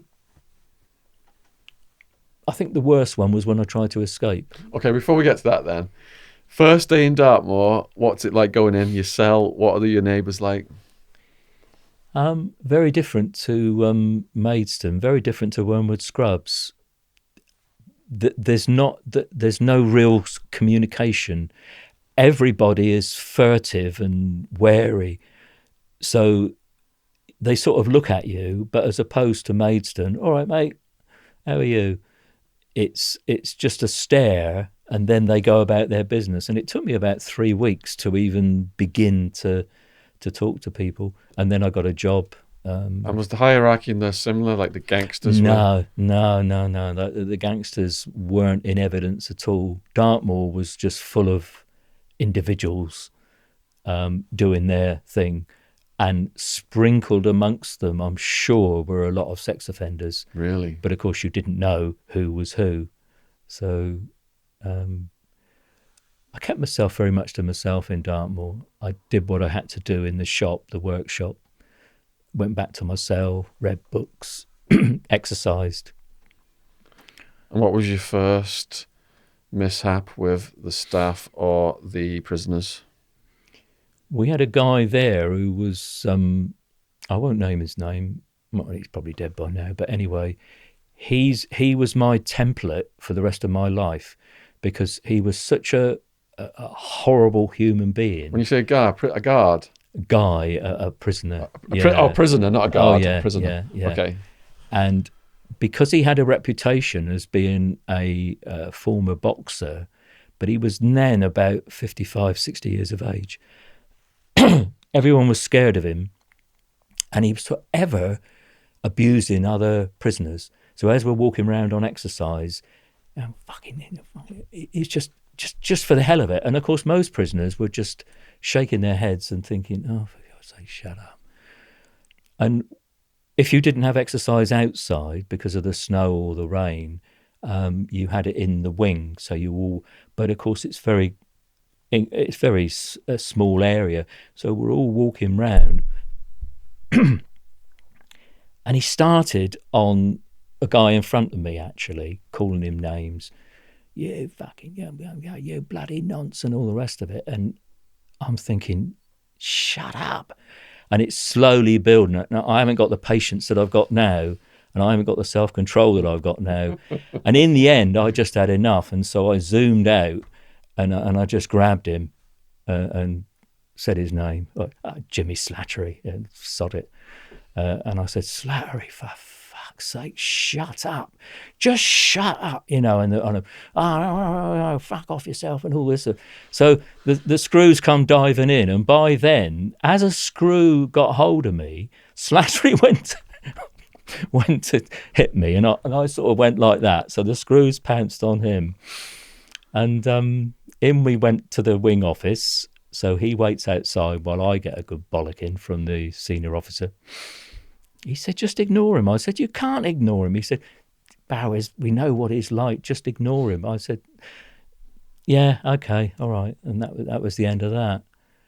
But with the screws, I was always careful not to antagonise them for fear of the consequences. And there were guys that antagonised them and got battered, and I used to think to myself, you got to batter him for what? They would probably say, well, at least I stood up for myself, at least I didn't whatever. And I used to think, yeah, but you got battered for that. You can't beat the system. Once that door's shut, once that gate's locked, you're in the system, and that's you. Well, Bronson's a classic case of that. Charlie Bronson is the ultimate case of a guy who has fought the system from day one and has spent 35 years in segregation. Well, I spent little periods in segregation, and I know what it's like, but to spend 35 years, I shudder to imagine what his brain's like. And yet he still manages to articulate. He paints, he draws. But you'll never let him out, or they'll never let him out. Did you ever come across him in the prison system? I only came across him simply because of my work on Inside Time, because he had one of his many campaigns and he wanted Inside Time to support him. So I wrote to the then Director General, Derek Lewis, and said that we're thinking of having a campaign within the paper. And I got a letter back, quite a lengthy letter. If you wanted to sort of précis the whole letter, if you really seriously think we're letting Charles Bronson out, think again, sort of thing. But it was veiled in prison service language. Do you think they will never ever let him out? I don't think so. They might let him out when he's about 90, because of course even now, With Ronnie Biggs. Yeah, to a retirement home when he can't do any damage. Unfortunately, because of what he is and what he's done, he's, I say, brought it on his own head, but the system's made him, and the system now doesn't know what to do with him. And I suppose his reputation in prison as Britain's toughest prisoner, I suppose at least he's got that status within the walls of prisons. Outside, he would just be an anonymous figure. I don't know. I've never chatted to the guy. The only time we came across him after that was when he did a poetry book, and he asked us to publicise it, which we did. And then he wanted something else, which we said no. Well, I was commissioning editor. I said no, and I got a really rude letter from him about what he was going to do to me and what he was going to do to my family and all the rest of it. And I thought, Jesus Christ, Charlie, all we've said was, no, sorry, we can't do that. But you probably, I imagine, doing that much time, you start to have mental health issues, wouldn't you? You've got to, after 30 odd years in prison, you would have massive mental. After 35 years in segregation, with 6 screws coming to your door every time you move, I just shudder to imagine. Did you watch the movie about him? Yes, I did. What did you think of it? I think he is actually, probably my favourite actor. So anything with Tom Hardy has got to be good. And I think his portrayal was perfect, because I think he actually got in touch with Bronson in Wakefield and got a few tips from him. No, I thought it was brilliant. So going back to your story then, so you've had a situation with the boxer, the guards have dragged you away, you've got some punishment for this. What punishment did you get? Oh no, we just lost a week's wages each, which was... And after that, whenever I saw Slattery or he saw me, we just sort of looked at each other, and I heeded the words of the SO, just ignore him. Literally ignore the guy. He didn't change. He was still effing and blinding at everybody. But that was a lifelong thing for me, never ever to end up like Slattery. And sometimes in life, over the years I've been out, I've got pissed off with a driver driving too close, or pissed off with somebody, and I've actually seen his face, and I've thought, do not end up like Jimmy Slattery. And that will last me until I die. The anger on his face, because of course you can't see your face, and fucking, and I think, oh Christ, I don't ever want to be like him. Or Victor Meldrew from One Foot in the Grave, whinging and moaning. Christ. What was your next confrontation? In Dartmoor, we found out that they were doing a project in Shepton Mallet Prison, a building project. And if you did a course in Dartmoor, you could then be transferred. I thought, well, I'll do plastering for 6 months and then I'll have a go and I'll try and escape from Shepton Mallet. Can't escape. It's no good trying to escape from Dartmoor. It's impossible. And I did the plastering course, hated it. I was a useless plasterer. And then I saw the governor and he said, yeah, we'll move you. You've done well, Bowers. You've kept your nose clean. Well, yeah, I've only kept my nose clean because I want to go to Shepton Mallet. And when I got there, I was amazed. It was just like a building site. And there were civilians. The guys wore jeans and donkey jackets. There was security, Alsatians with screws. But the whole atmosphere was great. And I knuckled under. And then I found out that although the ladders were secure, the scaffold poles were just lying around because nobody thought that you could put 2 scaffold poles together and then make little rungs. And so with the help of a scaffolder by trade, a guy called Paul Riley, if he's watching, we planned our big escape, 2 scaffold poles, little rungs, sandwiches in our pockets and all the rest of it. Unfortunately, it all went wrong. Can you take us through the day of the attempt? We decided that we'd do it at 10 o'clock. There was like a klaxon went and there was a big tea hut where there were tea urns and biscuits. Everybody was smoking, everybody was laughing and joking, officers and all the rest of it. So we slid out to our where we'd already constructed it, and we put it up against the wall. But what we hadn't bargained for was an officer coming round with his Alsatian. And to this day, I can still see me looking at Paul, and we've got it up there, and we've got sheets and that torn up round our waists. We've got water bottles and sandwiches in our donkey jackets. We know there's a footpath the other side from people on home leave. Paul's going to go one way. I'm going to go the other way. We're just going to abseil down the other side, and then we're going to lose ourselves for a few hours while the roadblocks clear. And that was it, because he got on his 2-way radio, and obviously the other side of the wall, there'd be officers. They'll go straight through the gate, and they're coming at us like the charge of the light brigade. And that was it. That was the end of the big escape. Did you get pummeled? No, Shepton, again, if it had been Dartmoor, yes. Shepton Mallet officers were like old country bumpkin officers, it was oh, you naughty boys and all that sort of thing. They knew they had us, so there was no need to put the boot in. And the next day we were ferried off to Dartmoor. And that was when the shit really hit the fan, down to segregation. And that night, usually you could hear screws coming, you could hear footsteps.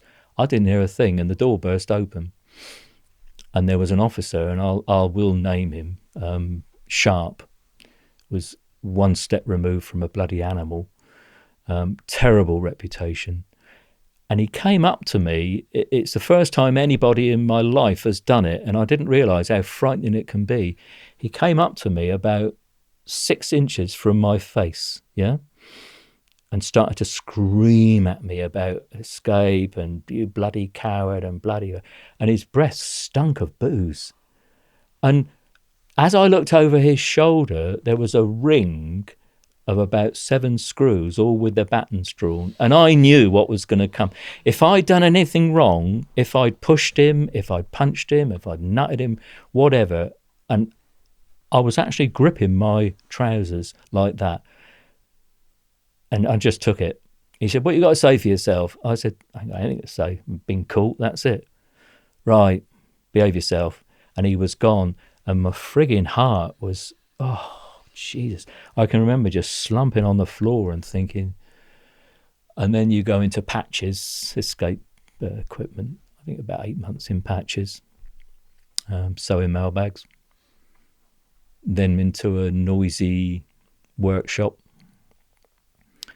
Didn't like that. Smashed a few machines up. It was just crazy after that. It was, when I left Dartmoor, I don't know what they released onto the streets of Princetown. I shudder to imagine. I'd like a video of me waiting for the bus to Plymouth with a travel warrant. You know, I've done 5 years in Dartmoor, and I'm thinking, what the fuck? What am I going to do now? Back to London. No hostel, no aftercare. I'd just been thrown out. I'd almost just been evicted. Up and down the embankment. I can tell you every square inch of that embankment, up and down. Backs of restaurants and cafes when they shut for food. Pinching milk off milk floats at 4 o'clock in the morning as they began their rounds. And in the end, I didn't have a drink problem, but I started to drink, and I was getting to the dangerous point. It was first thing in the morning, sitting in parks, rough and ready. And again, I wish to God I could thank this guy, because I was sat in the park and I had my sandwiches and I had a bottle of booze, and I just had a couple of swigs, and I'm just thinking what I'm going to do during the day. And the stereotypical alcoholic came reeling towards me. You know, if you said to people, what do you think of when you see an alcoholic? They'll reel with a Scottish accent, maybe. Sorry, Scotch people. In actual fact, the opposite's true, isn't it? You know, they're mostly sat at home with a bottle of vodka, drinking themselves senseless for whatever reason. And as he reeled towards me, I have never, ever forgotten his face. It was veined and coarse, and he hadn't washed and shaved.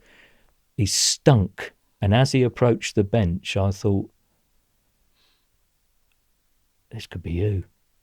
You're heading this way. Fuck this. And I just shoved my sandwiches and my bottle, and I said, here, help yourself, mate. And he plonked himself down. He couldn't believe his luck. And I shot off, and there was a kiddie's little playground type thing, you know, where they had these bars and whatever. And that night, 1 o'clock, 2 o'clock in the morning, I was on there getting fit. And about 2 weeks later, I was really toned up, and then back to crime. What was the next arrest?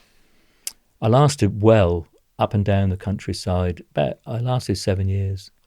Grief, you do have some long runs. I had a really long run, probably because, don't forget, you had no number plate recognition, and you had no computers and smartphones in those days. So you were able just to drive around with impunity. Nowadays, and CCTV, nowadays I'd be caught within 5 minutes. I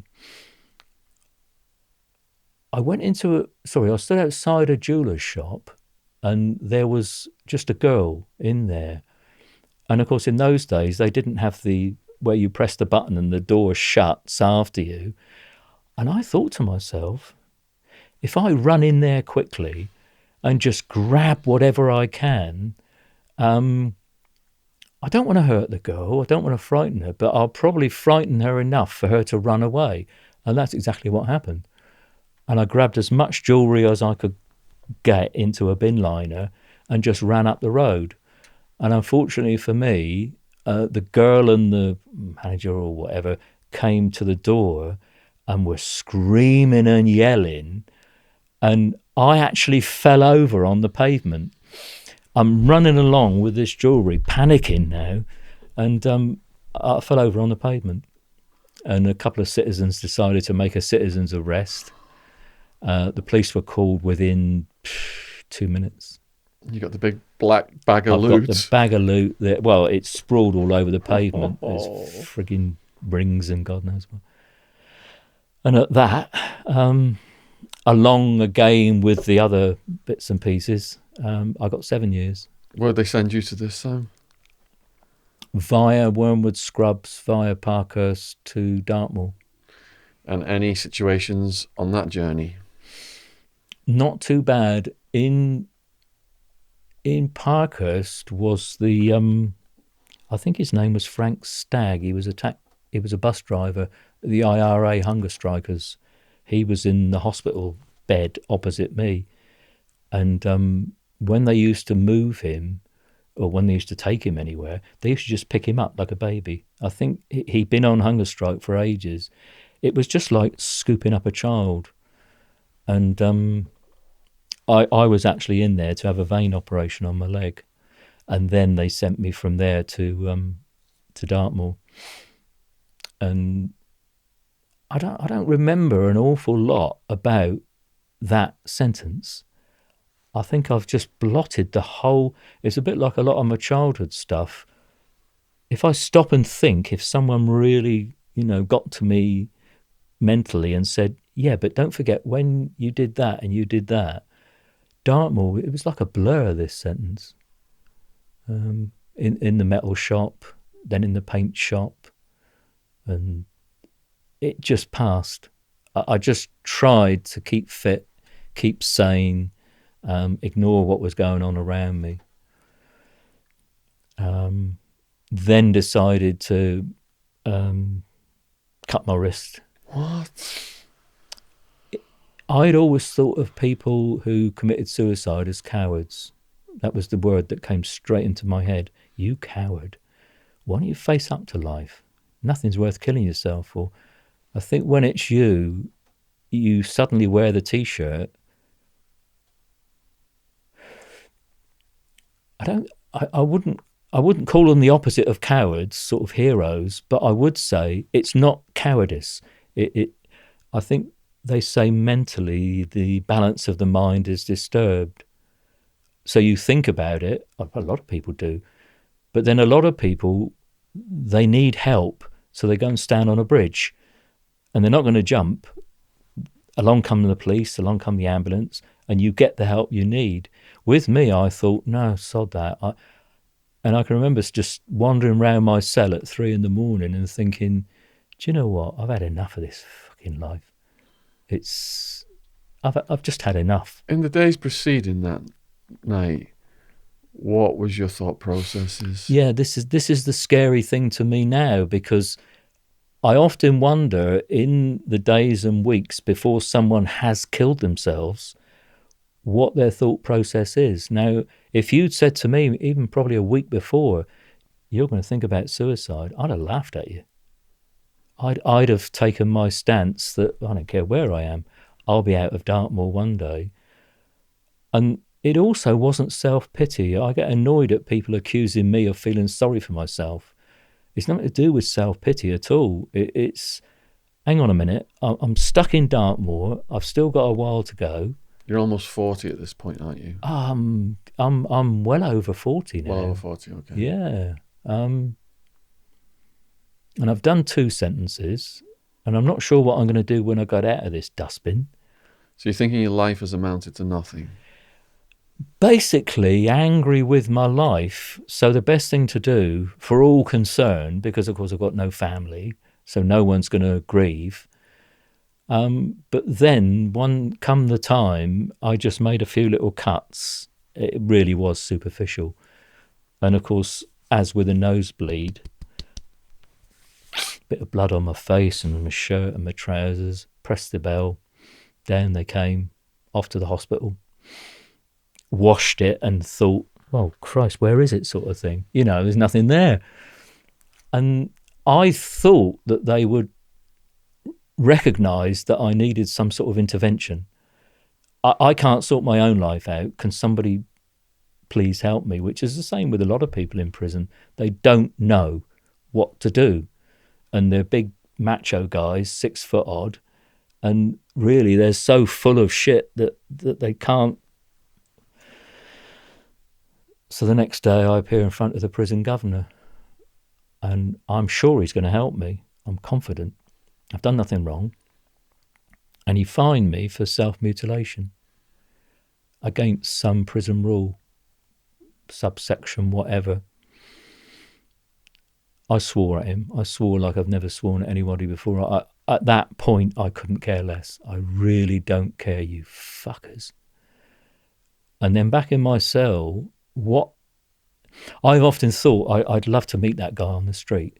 And I'd walk over to him, cheers, thanks very much. Because what you did that day was the best thing anyone's ever done. That was the last straw.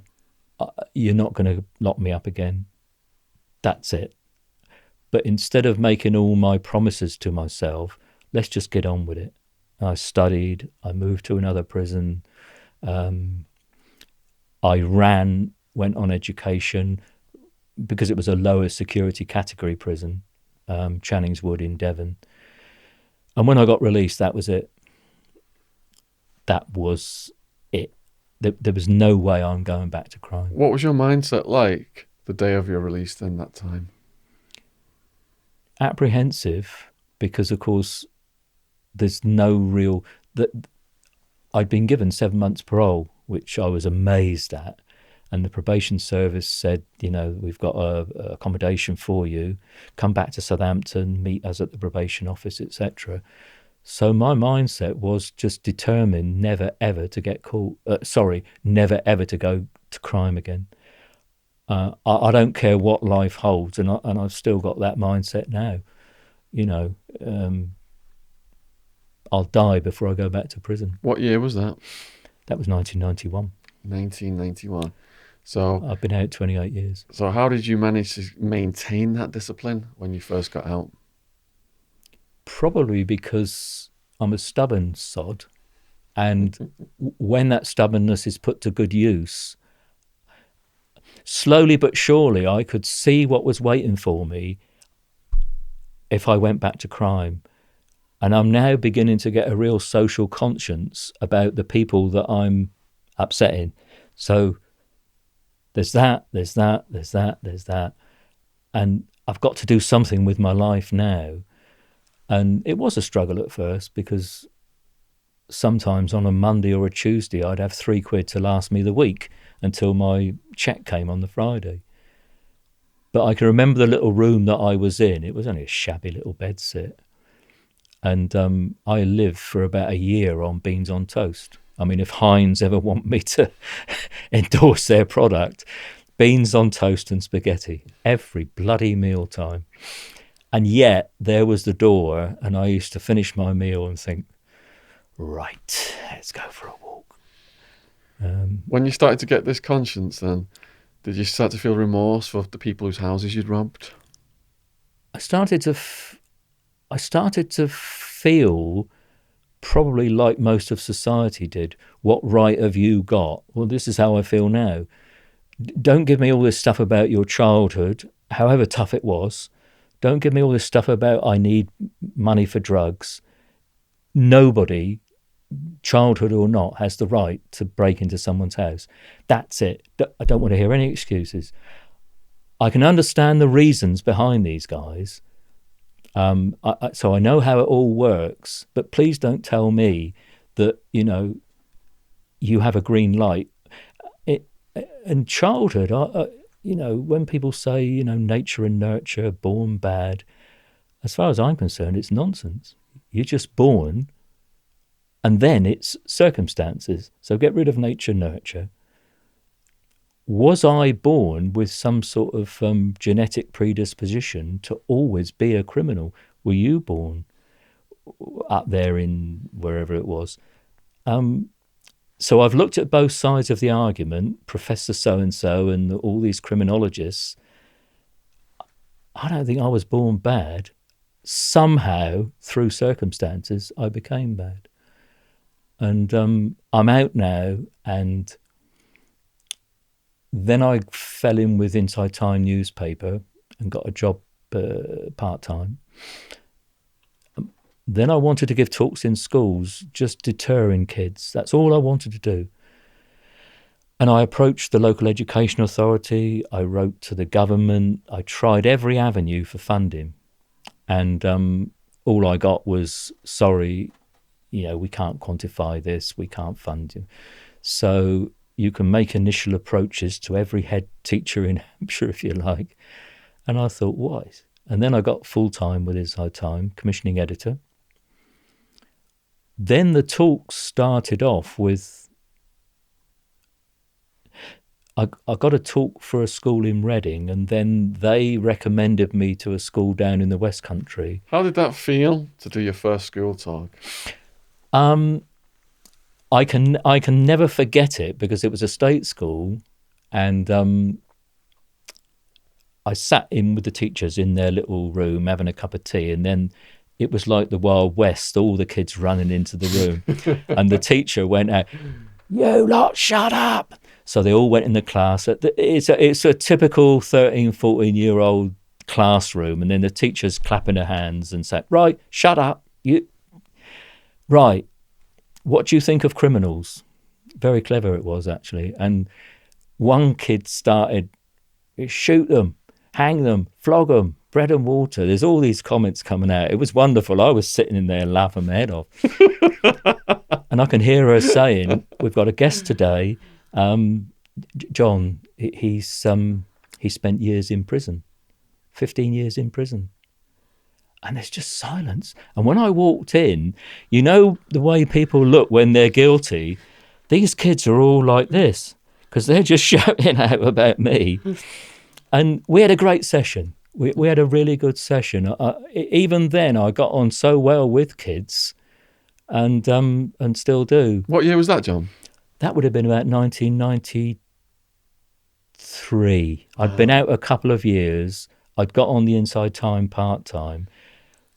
And I can remember the teacher saying to the kids, "Okay, right," this is an hour later, "right, you had your views on John an hour ago. What do you think of him now?"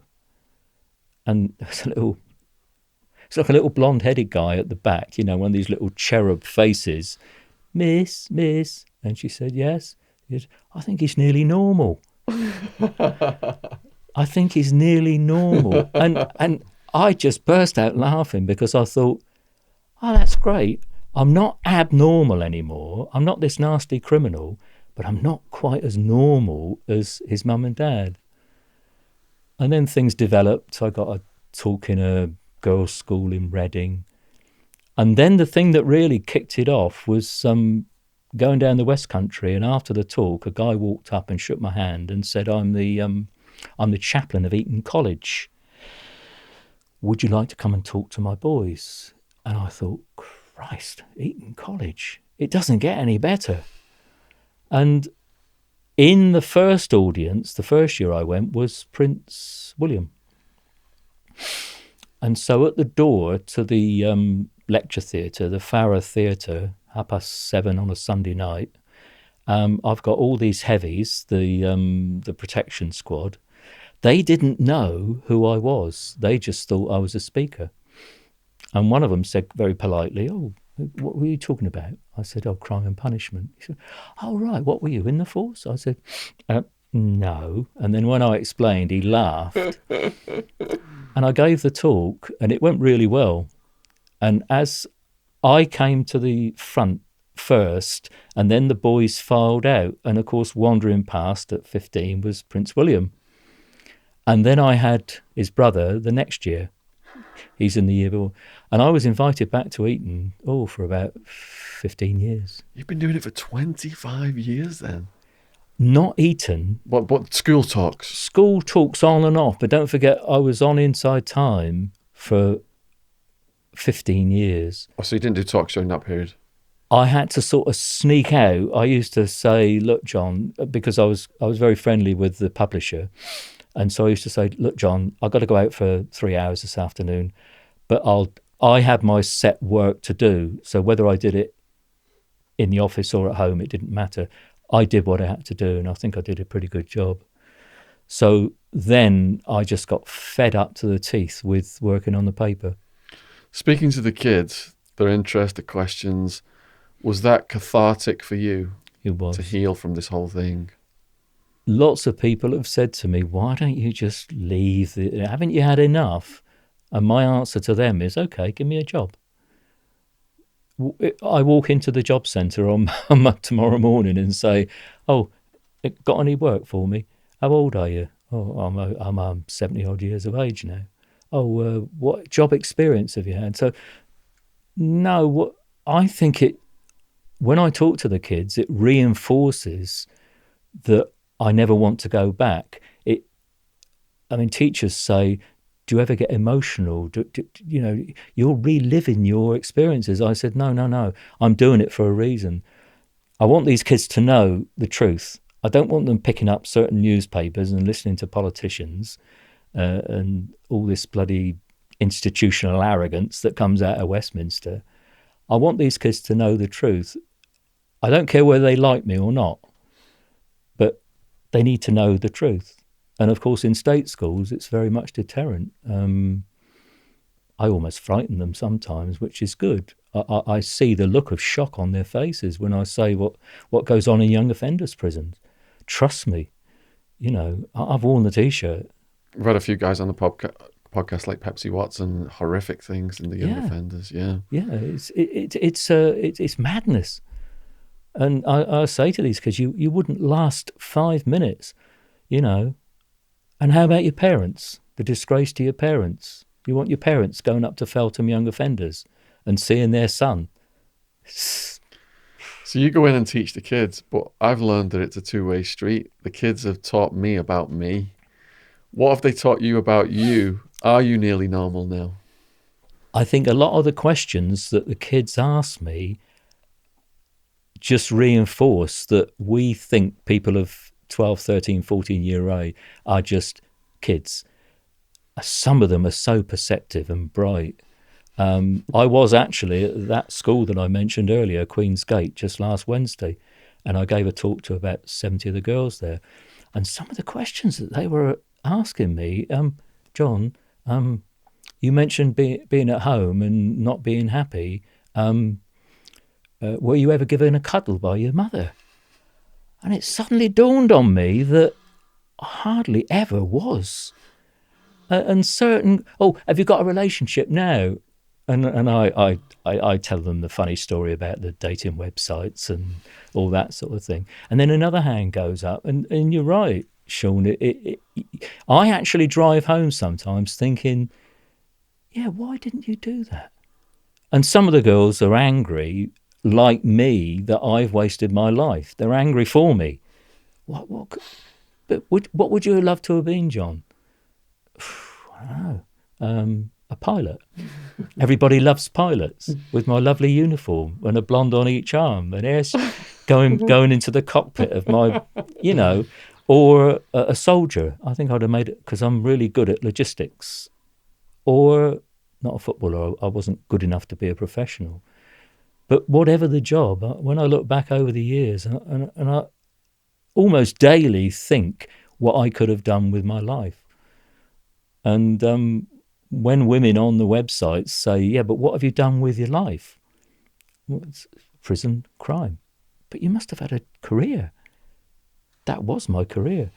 And I'm really ashamed of it. And why don't you do this and why don't you do that? And I think until it's so hard, because you're not defending yourself. You can't defend yourself against what you were.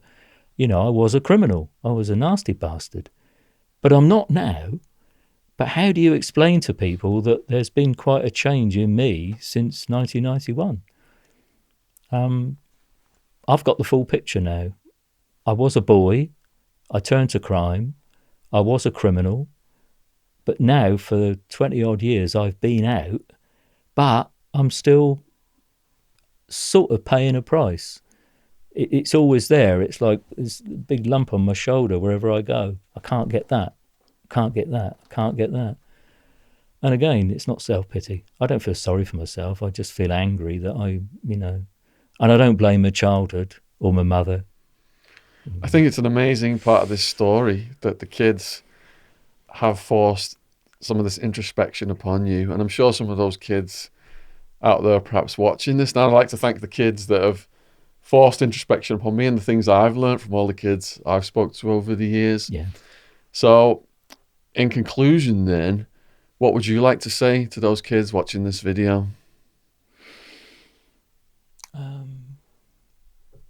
If it's deterrent, please remember my words. Don't let slip. Just keep me in your mind. If it's the other kids, please don't make the same mistakes as, with respect, your parents and your grandparents did. Politicians have a vested interest in bending the truth. Certain newspapers have a vested interest. They want to sell newspapers. But then work it out for yourself what should have been done with me when I was 16. And never look down on people. And don't feel guilty, because I do know, especially some people in really nice schools, I think they feel a little bit guilty at having had a good upbringing and looking at the other people. Well, no, they shouldn't feel guilty at all. They've been lucky. They've had the proper love and support. Well, right, don't ever abuse that. I think that's a great note to end this on then. You've got the life lessons there from John. If you have enjoyed this video, please put your questions and comments below this, and we will be reading all those and absorbing them and trying to get responses back to you. And how can people find out about you, John? I'm going to put your website in below this video. Are you on like Facebook, Twitter, those kind of platforms, YouTube, anything? Never touched it. No, never tweeted in my life. So I'm a little bit of a sort of Neanderthal as far as technology is concerned. I've got a website, so if you want to contact me, email me or whatever. So if you want John to speak at your school, take his website link, give it to your teachers, whoever in charge of outside speakers or PSHE, citizenship, etc. And there's contact details there. The teachers can go down and email or contact John by phone, so that would work out. All right, man. Appreciate having that. That'd be great. Yeah, cheers, man. Excellent. Well done. Thank you.